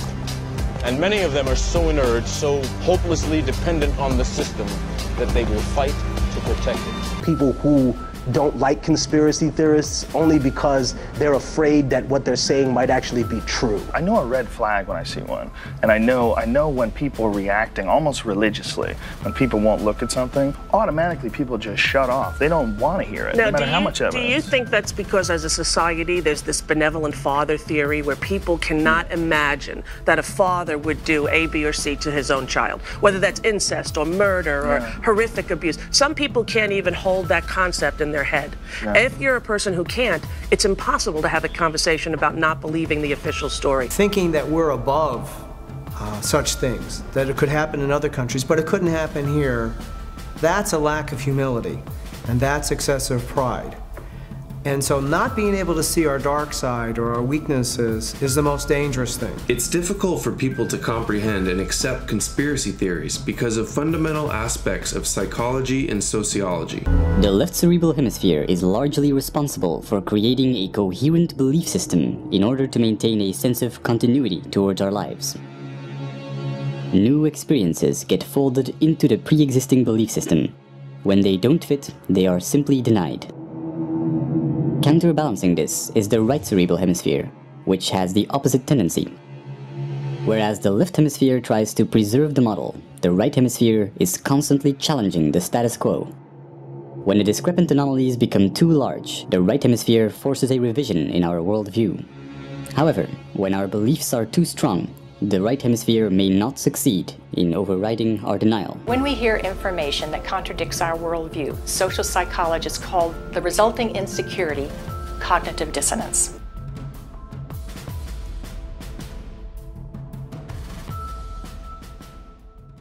Specific neurons and neurotransmitters, such as norepinephrine, trigger a defensive state when we feel that our thoughts have to be protected from the influence of others. If we are then confronted with differences in opinion, the chemicals that are released in the brain are the same ones that try to ensure our survival in dangerous situations. In this defensive state, the more primitive part of the brain interferes with rational thinking, and the limbic system can knock out most of our working memory, physically causing narrow-mindedness. No matter how valuable an idea is, the brain has trouble processing it when it is in such a state. On a neural level, it reacts as if we're being threatened, even if this threat comes from harmless opinions or facts that we may otherwise find helpful and could rationally agree with. You guys are idiots! No! Have you actually done? Yes, I have! No, you guys are a disgrace. No, you guys are a disgrace because you are spitting on the memory of every person who died. You are spitting on the memory. What the hell? I'm a family member. My uncle died on 9/11. What do you mean I'm spitting on his memory? I resent that. I really resent that. And if you're not willing to read anything, if you're not willing to open your mouth, how can you call us idiots? Were you fucking here on 9/11? Did you see those planes go into the building, you sick. Why can't you comprehend that planes crash into buildings because terrorists took it over? Why can't you comprehend that? Well, we can understand. Why can't you comprehend that? Yeah, but if you say physics still the building was designed to withstand, not a jetliner going 600 miles an hour. Yes, it was not upheld. Look, because what makes you think the government could keep you secret like this, and it's an inside job? People continue to be either oblivious to the fact that this information exists or completely resistant to looking at this information. So the question becomes why? Why is it that people have so much trouble hearing this information? From my work, I think we would be remiss not to look at the impact of trauma. Yeah, I was there, and I saw what are you doing about it? I saw people die. They're dying now. They're dying now. You're a disgrace because you don't know anything. You're a disgrace. You're a disgrace. Go out, go home and watch your reality TV. Go back to sleep. You're a hero, aren't you? Stop. So what does that mean? So you think Bin Laden can make NORAD stand down? As we know, the horrors of what happened on 9/11 were televised all over the world, and they were televised, in fact, live. We witnessed the deaths of almost 3,000 of our fellow Americans. We know this had a very severe and traumatic impact on a large majority of the population. 9/11 was an inside job. 9/11 was an inside job. You were not there. You were not there. 9/11 was a psychological warfare operation. It's an example of trauma-based mind control.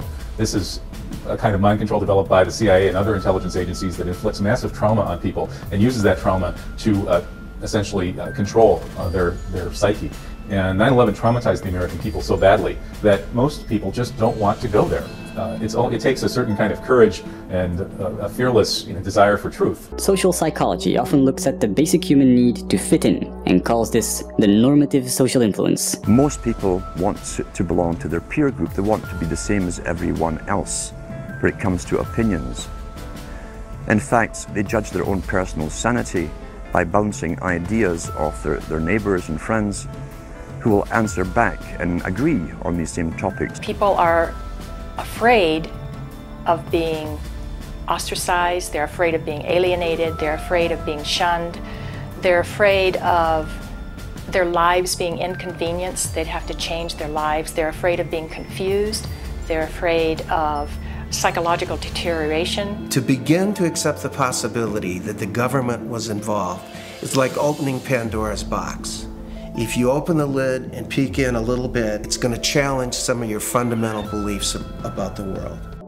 When we grow up, our moral and ethical compass is almost entirely forged by our environment, so our actions are often a result of the validation we get from society. It doesn't matter if the topics or what you're given are facts or utter nonsense, as long as everyone agrees at the same time. You'll say, well, I'm sane. And your friends will all agree because they've had the same information given to them. The human mind is like a computer.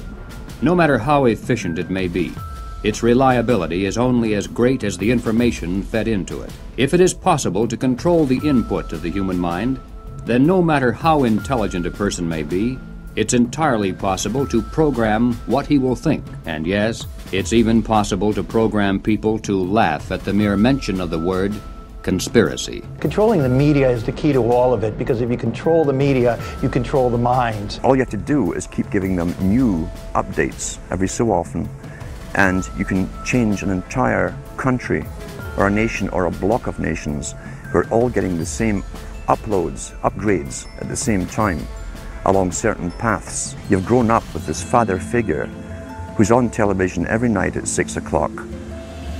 In your house, in your room, staring right at you, and he's a father figure. Would he tell you a lie? So you naturally never suspect him. And this same man will lead you through new topics. He'll introduce experts on the topics. They'll have a little summary at the end of every talk, and you are now left with the conclusion that's presented to you. You don't arrive at it. It's given to you and it's good enough for you. The only truth you know is what you get over this tube. Right now, there is an entire generation that never knew anything that didn't come out of this tube. This tube is the gospel, the ultimate revelation.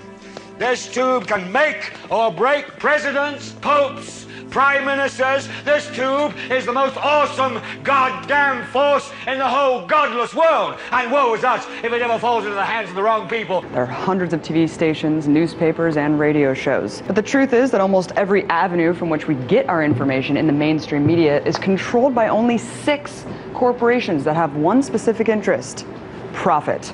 News censorship is happening every day, but not necessarily from the top down blacking out the stories, but also in the form of self-censorship, framing, backpaging, all to protect the interests of those corporate conglomerates. So who are the big 6 corporations that control nearly everything you see, hear, and read? First, there's Comcast, formerly owned by GE, which controls MSNBC, NBC, and Telemundo. And there's Disney, which owns ABC, the History Channel, and and ESPN. Next, Viacom, the parent company of MTV, Paramount, and BET. And CBS with all its affiliates. And there's News Corp, which owns Fox News, the New York Post, and the Wall Street Journal. And finally, Time Warner, the parent company of CNN, Time, and People magazine, as well as Warner Brothers. And when the 12th largest company in the world controls the most awesome goddamn propaganda force in the whole godless world, who knows what shit will be peddled for truth on this network? Do you trust the American government? I have certain rules I live by. My first rule: I don't believe anything the government tells me.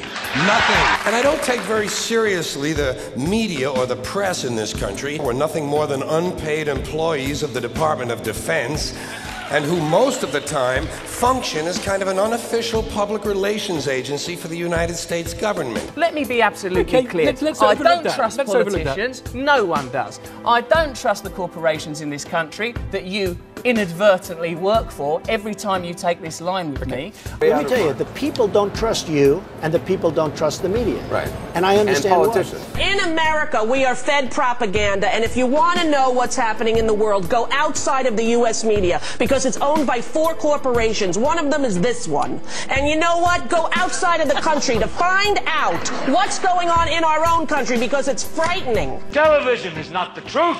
We'll tell you anything you want to hear. We lie like hell. We deal in illusions, man. None of it is true.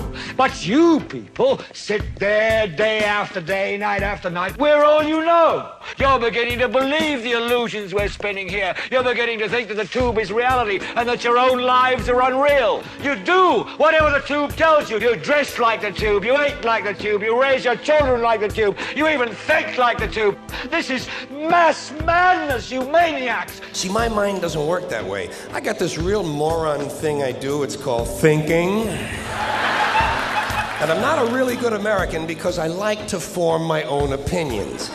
I don't just roll over when I'm told to. Sad to say, most Americans just roll over on command. Not me. Not me.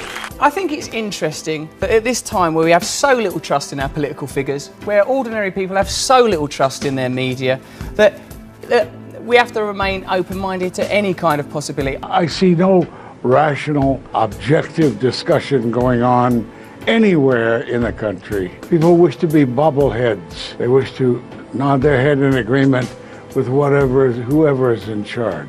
They're too afraid to challenge authority. So that takes care of at least a majority of people.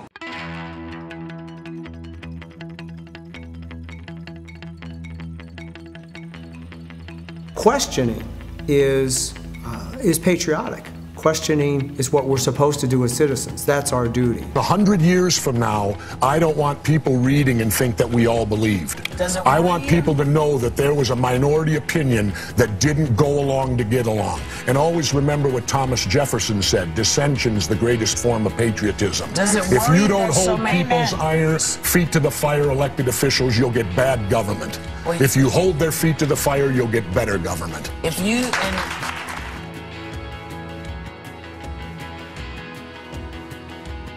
You make some very sensible points, and you make some crackpot points. That's your opinion? Yes.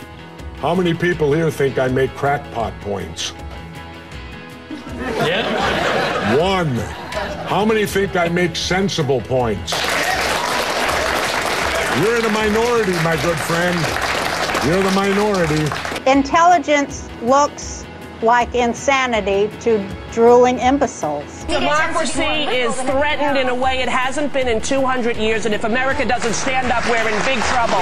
People better show up, start reading, stop being bought off. If you only have an hour a day, read something intelligent.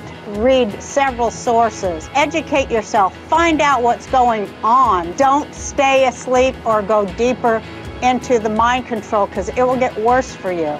If you're looking to the mainstream media to give you information, you're getting what these secret societies like the Bilderberg and the Trilateral and the Council on Foreign Relations want you to know, so that you support them and you don't fight against it. One thing that has become important for me personally is to educate myself, is to take responsibility. There's that wonderful quote from Mahatma Gandhi where he said that we must be the change that we wish to see in the world. You're not a conspiracy theorist if you just look at the newspaper and you said, I read this in Newsweek, I read this in, you know, the New York Times and so forth, and I want answers. Some conspiracy theories have turned out to be true after all.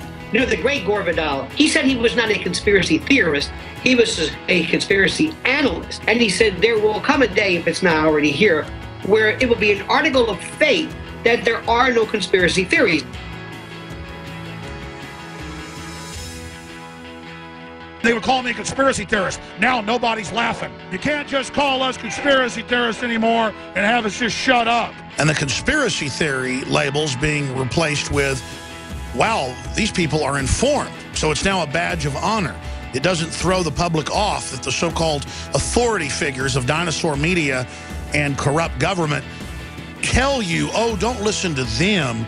They're conspiracy theorists. We must expose the conspiracy to public view. If somehow every American could be made aware of the facts, if it were possible to circumvent the establishment's channels of mass communication and carry this message person to our friends and neighbors, the conspiracy would collapse like a house of cards.